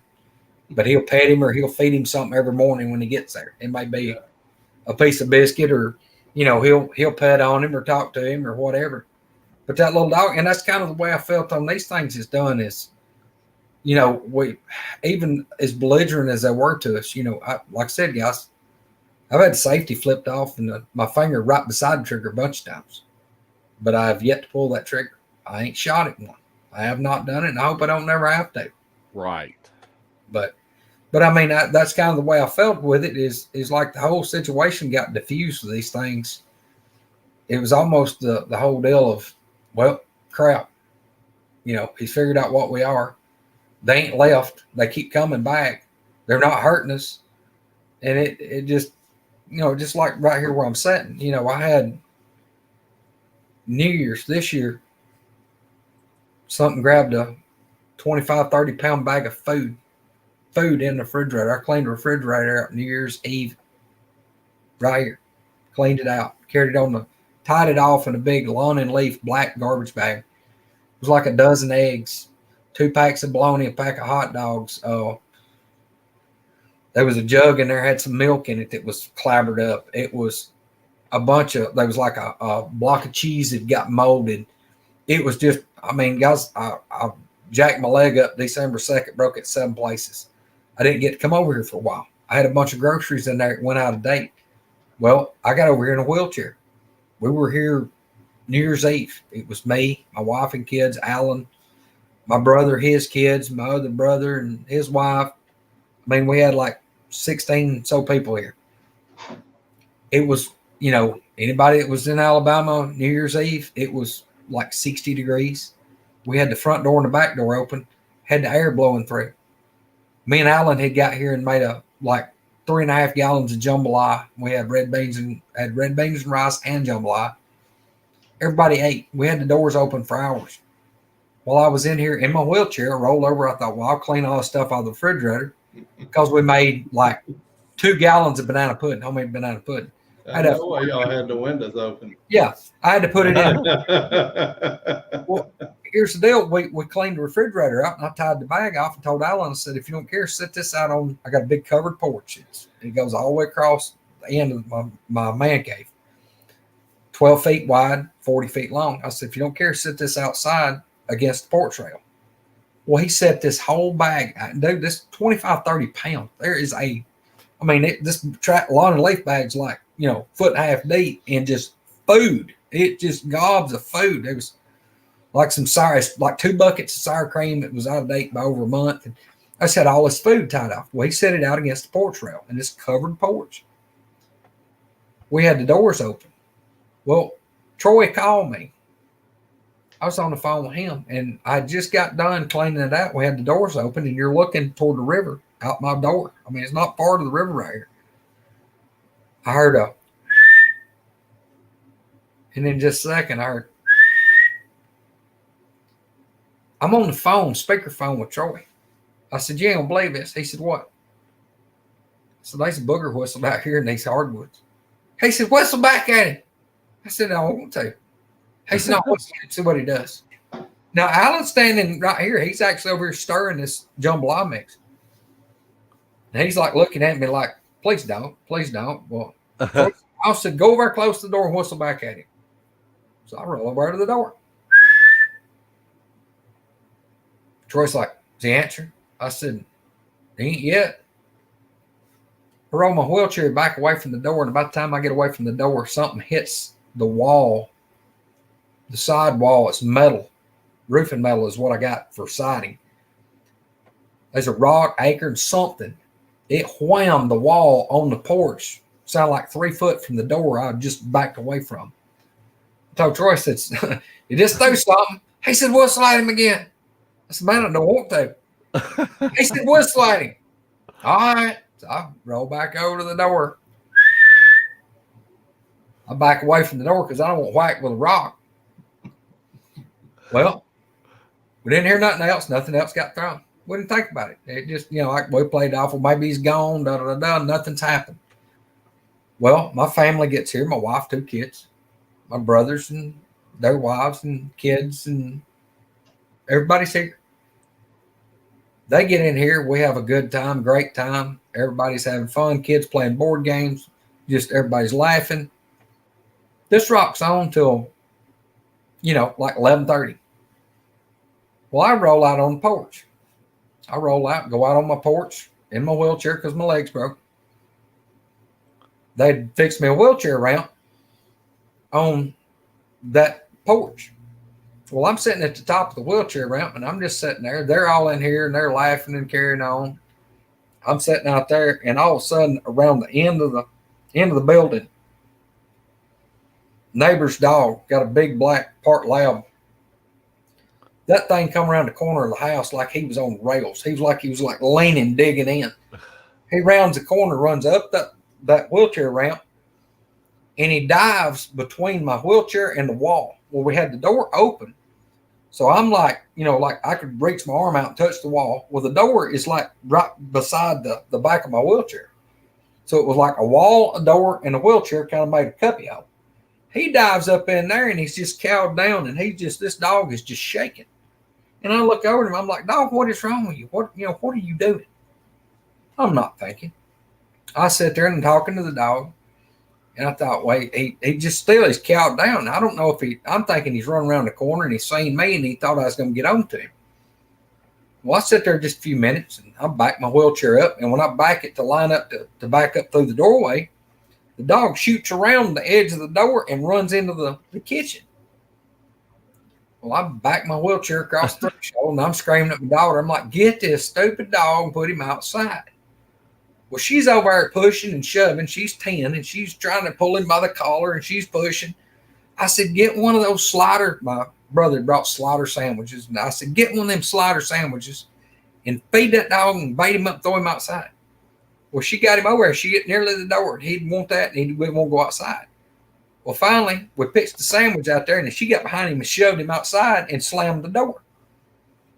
Well, she gets the door slammed. And before she shuts the door, I had done looked and seen that bag of food was still sitting there, and there was a bag of garbage that was just pretty much paper and stuff. It was a bigger bag, but it was real light, and it was sitting there. And then this bag of food, which was really heavy, they're sitting side by side against a wooden handrail. All right, I've just seen it. It's like, say, 11 or 15 minutes till midnight. When I've just seen this, it's there. They get the door shut. This dog, before I can turn around the wheelchair and roll about 12 feet, this dog runs all the way around my cabin, comes to the new door to the addition that I built on. I didn't have a porch built. And this is like 3.5 feet off the ground. That dog jumped 3.5 feet, lands in the living room where everybody's in here playing board games. And refuses to go back out. And my wife, she's like trying to push it back out the door. And this dog is digging and scratching and he's tearing the floor and trying not to go back out that door. And she's like, he won't go out. I can't make him go. I said, look, shut that door. I said, lead him back up in here to the kitchen and we'll shove him back out that door again. They finally get him up there and my little girl pushing and my wife dragging him by the collar. They get the door cracked open and shove him back out on the porch that we got him out the first time. The bag of garbage is still there. We get that dog out, and we don't hear him. He's like he goes off that porch like a bullet. Well, this door's shut, so he can't go around and come back in. I don't know where he went that night, and he's still here. The dog didn't vanish. Nothing got him. But we shut the door. It rocks on, say, 15 more minutes. It's midnight. We're watching it on TV. All us, we old and tired. Just like, man, it's house. Kids done blowed their little whistles and pulled their little party poppers. And it's like, all right, everybody's done. Happy New Year's. Y'all get a bunch of this food and carry it home where you won't have to cook tomorrow. So we go in the kitchen. Well, my wife, it's got 3 little small steps to step down in this new living room. My wife's down here. Everybody else in the kitchen. They're divvying up the food. My wife comes back down here. She double checks, makes sure the new front door is locked. She steps over here to turn the light off on the ceiling fan. She said, what is that smell? I said, I don't know. I don't smell nothing. What are you talking about? She said, my God, you don't smell that? I said, no, I don't smell nothing. Well, I don't know what that is. It's golly, that's horrible. Well, she walks up there in the kitchen. They've got all the food divvied up. This few more minutes pass. My brother and his kids and wife, they start to leave. I look at Alan. I said, hey, dude, open that door and get that garbage and just sit it back inside. And that the food garbage and the garbage, set them 2 bags back inside. We'll haul them off tomorrow. I don't want to mess with it going to a dumpster. My mother's got a dumpster, her business. I said, I don't want to mess with it. Let's just go to the house. He opens the door. When he does, I mean, I'm like 6-8 feet from the door. He opens that door on the porch where we shoved the dog out twice. The smell floods in that door. And it was, I'm talking about rancid. I've smelt that smell dozens and dozens of times. Alan smelt it. Like he said, he smelt it so bad. I've done the same thing. Pull your shirt up over pull your shirt over your nose, try to breathe through it. It floods in there. And my wife goes, that's it. What is that? I said, that's a booger. A what? I said, a booger man. And old Al just froze. I said, grab that garbage. He goes, what'd you do with it? I said, it's right. I said, it was right there just 15 minutes ago, 20 minutes ago. The bag of garbage was still there. All that big bag with all them groceries and, like I said, bologna and hot dogs and the sour cream and the cheese and all that stuff. 25 pounds of it, probably at least. It's heavy. It's to the point I'm wondering about this long leaf bag holding it, not tearing a hole in it. That bag's gone. There ain't nothing spilt on the porch. There ain't nothing tore up, nothing. I mean, the bag ain't been ripped. The whole bag's gone. We've yet to find any sign of that bag anywhere within probably 100 yards radius that Al walked. I couldn't walk it. I was in a wheelchair. Come back the next day, he walked all over the place. Couldn't find no remnants of nothing, no empty packages, nothing of the garbage bag. It's gone. Well, I told Alan, I said he had his 45 automatic pistol inside. I was the guy in the wheelchair that had a holster fastened to the wheelchair for a 4-inch barrel, 686, 357. I had it on the wheelchair. I said, dude, walk my brother and his wife and kids to the truck. He said, yeah. So we made sure all the lights were on outside. He walks them to the truck. They got in the truck and left. I looked at my 2 children and I said, look, I'm fixing to roll down this ramp in this wheelchair. I want both of y'all behind my wheelchair, and your mama's going to be right behind y'all. And I said, you better do exactly what I tell you when I tell you to do it. And my wife, she's like, looked like a cat on a hot tin roof because she's realized that thing's got to be right here. It's right here. It's got to be right at the edge of this yard, and the yard's really small because it's timber around me. I rolled down the wheelchair ramp, done set the 357, just laid it in my lap. I rolled down there, and I rolled within about 4 feet of the hood of her SUV. I done told my kids, I said, look, when I stop, y'all go around me and you get in the car. Well, my little girl kind of stutter stepped and heard her mama go, get in the car. And buddy, she took off. Her little tail jumped the car and the door got shut. They got in the car. They backed up and left. Well, then I only had to back up with a wheelchair about 7-8 feet, open the door and then hobble up and bounce on one leg and get up in the truck. Alan was standing there by me. But the wind was coming from the south. I got a 500-gallon propane tank right out here. That's the direction the wind was coming from. And I told Alan, I said, look, if you don't care to lock the door. He said, you better cover me. I said, look, dude, if you hear, you'll know if I see it and it's coming this way, you'll hear this 357 going off. He come in and turned the lights off. I said, look, leave the porch lights on. Just leave them on. He come back, got the truck and left. Well, we got out here, didn't see nothing, but the smell would absolutely burn your eyes. I mean, it would make your eyes water. We left the next day. We got back over here probably 9 o'clock that morning. We're talking 9 hours later. Pull up here. I'm still sitting in my truck. He's driving me around. He was my chauffeur when my leg was broke. He walks right out here, goes around. Like I said, he's looking all over the place, looking for that garbage bag. He walks over there by my propane tank, and he stops. He said, "Huh, I got to get my phone." I said, "Why?" He said, "Know where he was?" I said, "Where?" He said, "There's some tracks right here behind this gas tank." I said, "Can you make them out?" He said, "No." I said, "They're about that long." I said, "They're about that wide, big, just oval impression." He said, "There's 4 right here." He said, "Guarantee you grab that bag and come around and got right here behind that 500-gallon propane tank's 4 foot tall, 10 foot long. It'd been just right for him to hide right here." I mean, we're talking from where I was sitting in the truck, my wife and kids parked about 50 feet. But yeah, I've got some pictures. That's what I was going to tell y'all. If I can send them to y'all, I'll send you a picture of, now look guys, they ain't great pictures, but I've got some pictures that I'll send you of the pictures that Alan took right here, New Year's. And I'll show you one without anything. You see his boot's a size 12. I'll do it without where I traced around it. I'll send you the naked picture of the boot. And then I've got one where my scribbly finger, I just kind of done a rough outline, a circle in red around where it's at so people can see the indentions. I've got one that I'll send you. It's in the book. The one that I took in 2004 over here on this 300 acres. And it's not a great picture, but you can see the 5.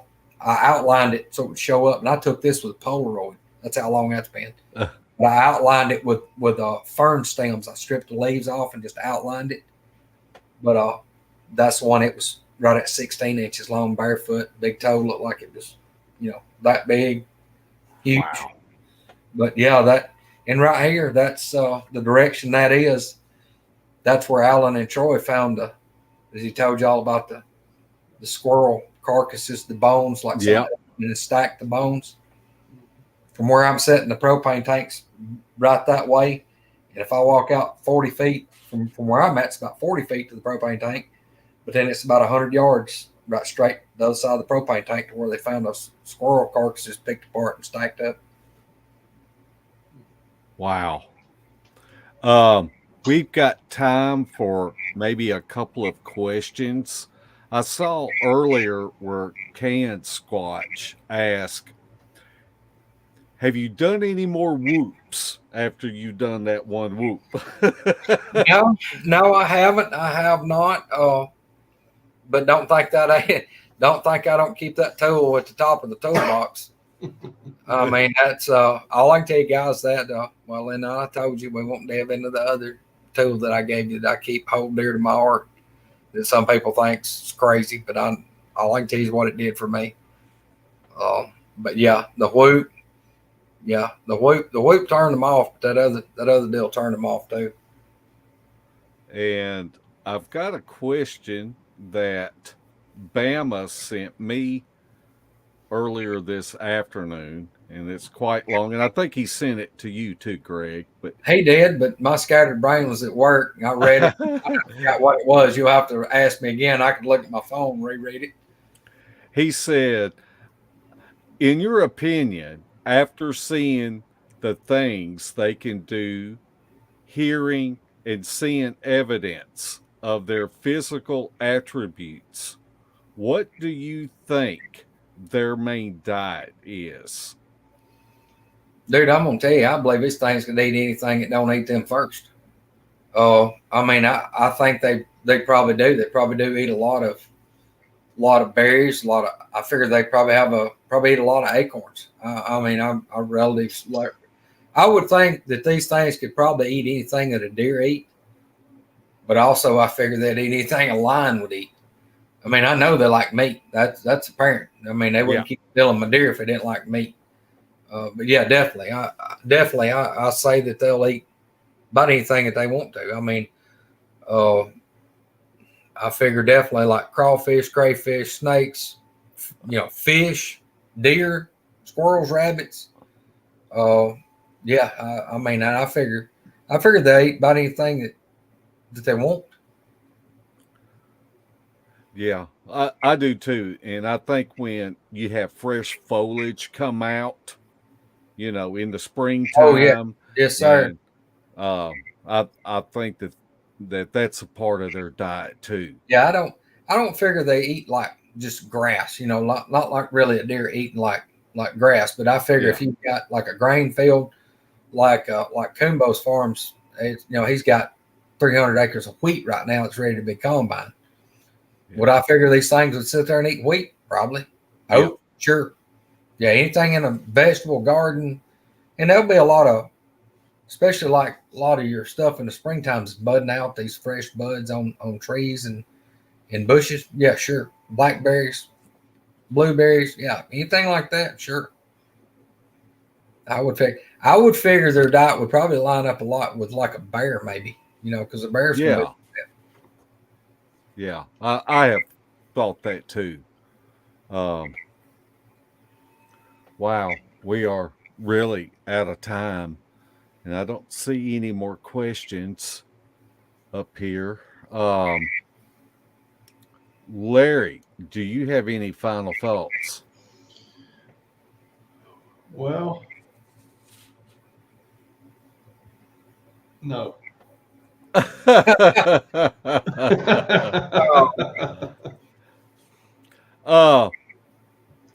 If by chance y'all have not subscribed to Beast of the Woods and haven't seen the second and third episode that was on Larry's channel, make sure that y'all go and subscribe and watch episodes 2 and 3. I mean, that's 4 more hours of listening to Greg. And these, I wished everyone knew Greg the way that we know him and know his integrity, and just I'm in awe that you would be willing to share this. I know a little bit about your background, and I could certainly understand why you would shy away from kind of putting yourself in the limelight. Guys, like I said, I'm not an idiot. I know that people come forth and they feel like, if I tell somebody's gonna make fun of me, they're gonna ridicule me, they're gonna call me a liar. Guys, how do you think I felt with the sheer volume of things that I've had happen? It's something to try to convince somebody that you've seen these things once, twice, let's say 3 times. Because when I say dozens and dozens and dozens of times, I've been dealing with it for 20 years. 20 years I've dealt with these things. Like I said, I'm baby steps. I'm not in a hurry. People are like, why don't you do this? Why don't you do that? I'm not in no hurry. I'm not going anywhere. And apparently they're not either. I don't have to. I've not got to prove it to anybody. I know what's here, and my close group of buddies and friends, they know what's here too. Like I told y'all before, I carry y'all in the morning and go right up here to a local fast food diner, sit down at the old man's table. And if there's 10 of them, there's probably going to be 6 of them in there. Be, hey, look here. Let me tell you when I seen it. That was 1971, or I seen 186, or hey, let me tell you about old so-and-so. No, it's, you're sitting there and a guy sitting at the table that you had no idea. It's like, hey, yeah, man, I passed one up that creek hill and come around the curve in my 18-wheeler, and the thing stepped out across the road in front of me. I had no idea that this guy had seen one, and he's seen it within a half a mile of where I'm sitting right here, right up here. He's seen it right here in the middle of where I've had all these things, and I just looked at him. I said, when did you see that? Oh, it was like, I can't remember when he said it, was like 1998 or something, whenever it was several years ago. Another guy was like, yeah, I seen it on the hill over by the bridge. Guy seen it in his pasture. He's overlooking, checking on his hayfield. Seen it down by the woodline. Man seen 2 little ones. Said, I don't know what them bears was doing. They'd walk around on their back legs. They'd get down there playing on a log. I said, really? He said, yeah. I said, them things run out there and chase each other. They's running on their back legs the whole time. I said, how big was they? He said, oh, they's probably 3.5, 4 foot tall, just covered in hair. He thought they was bears, but he's 300 yards from them. Older guy. He said, yes, they never would drop down run on 4 legs like a regular bear. Oh, what's that going to be? Y'all know many regular bears, cubs that just run everywhere on back legs. He said every now and then they drop down, but most of the time they'd stay up there and run. They'd jump over this log back and forth, just jumping over the log. I mean, it's amazing that right here. But once people realize that, hey, I can go talk to this guy. He's not going to make fun of me. They'll be like I said, they'll come up to me and go, hey, man, bump your elbow. Hey, man, can I talk to you? I'm like, sure, what you got? Man, I need to talk to you about something. Oh, okay, well, I'll be done shopping in a minute. You want to talk to me in the parking lot? Yeah, I'll be waiting on you. I get out there and they're like, hey, man, somebody told me to talk to you. What's going on? They told, hey, man, I seen something today. It didn't make no sense. Okay, what was it? Hey, we seen something standing on the side of the road. What it look like? Man, it was huge, covered in hair. Yeah, I know a little bit about that. What do you want to know? Man, them things are real, ain't they? Yeah, sure are. Man, that's crazy. I said, yeah, kind of. Because no joke. I could show you pretty easily 15 people tomorrow. Now, I may not get them because they don't know who you are. They may not talk to you. If it was just us one-on-one, brought you in the conversation, you'd be like, hey, let me talk to you. I had one guy, it took me better part of 3 years to get him to tell me what happened to him. This guy shot one 5 times with birdshot, turkey hunting. Thing like scared him to death. It took me about 3 years to get that story out of him. Wow. I don't think he heard it too bad, but I don't think it made it happy. Wow. Yeah, it like scared this old boy to death. That's the only reason he shot it. Mm-hmm. Yeah. It took me about 3 years to prize that story out of that old boy. He denied. And finally I talked to him. I said, hey, what happened? I'm the last guy on the planet that's going to make fun of you. I said, let me tell you what happened to me. Let me tell you what I've been through. He sat there and listened to me for probably an hour. Sat there kicking rocks with his head down. I said, man, yeah, there's something to it. I said, what happened? He finally goes telling me what happened to him. I said, David, what'd you do? He said, man, I emptied that shotgun at it. And he said, I whirled and took off running. Everything I had, got back to the house. And he said, I went loading up with buckshot because I didn't know what was going to happen. He never had another encounter, so I don't know. I just know I'm not going to shoot at him. But like I said, it took me a while to get that out of that old boy. He did not want to talk about it. He dang sure wasn't out bragging about it. So, and I swore to him I wouldn't, I'll never divulge that. That'll be all on him. But, he told it, and I believe the old boy. I believe him wholeheartedly because he was shaking pretty hard when he was telling me about it. Yeah. And that was within where I saw it. The last one I saw across the road that I told you about. The same hollow where I was talking about the swag. Uh-huh. If you go south on that hollow, it just keeps getting deeper and deeper and deeper. It makes a big canyon. He would have probably been less than a half a mile down that same hollow where I saw that one cross. The third one I saw. It was the same hollow where when he told me where it was at.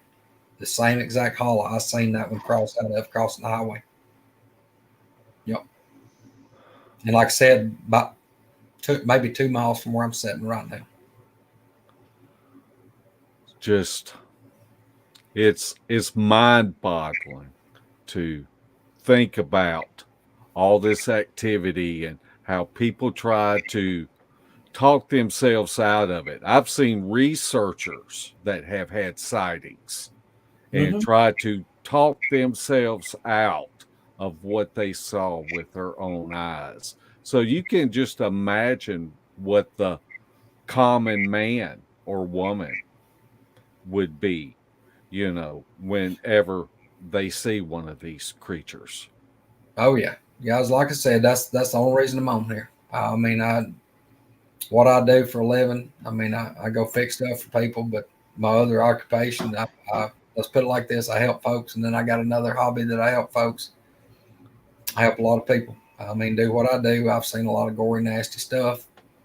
Been a lot of dangerous situations. A lot of them. And that's the only reason I'm on here. There's going to be somebody out there that's going to see this. Somebody out there that's going to hear it, see it, whatever. I'm talking about this podcast. The other podcast I've done.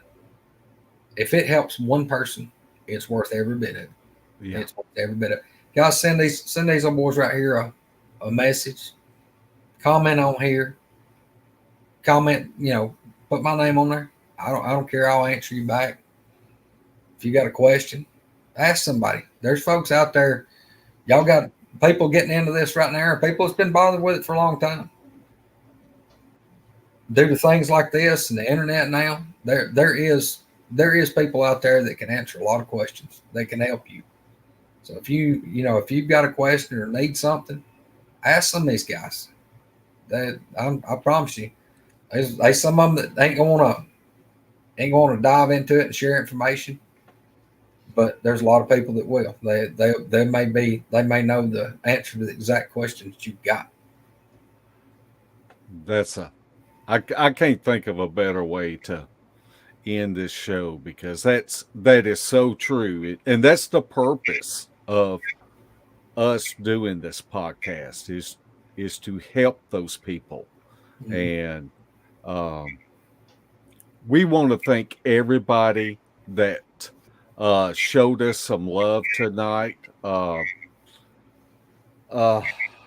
don't know. I'm kind of speechless over it.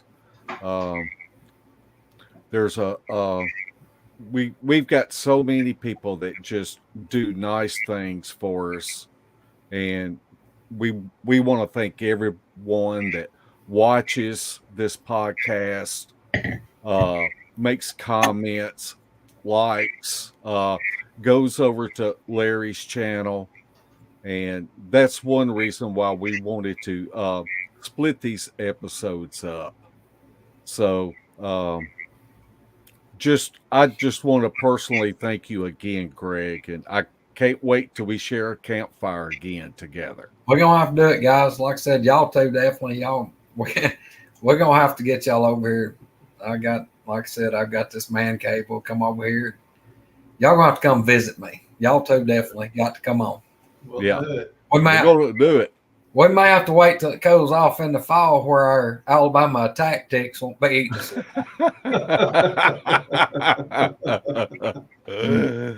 Okay. We want to thank everybody for tuning in tonight and participating in chat. And Larry, are we going to be on your channel next week? Mm-hmm. We will. So we will see everybody same bat time at Larry's Bat Channel. Night, footers. See you guys.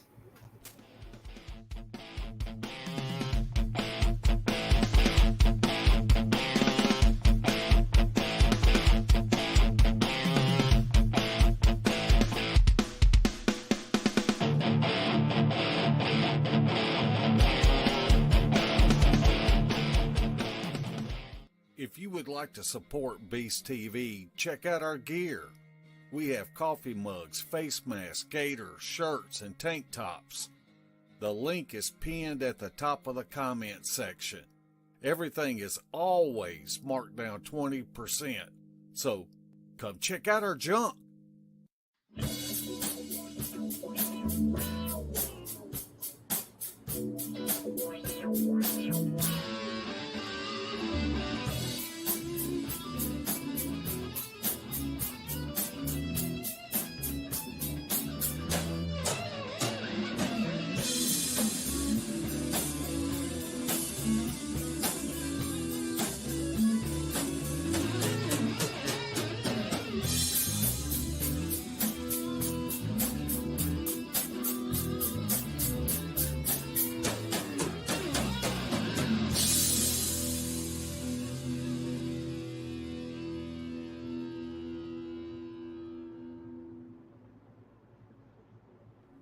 This has been a Sawdust production.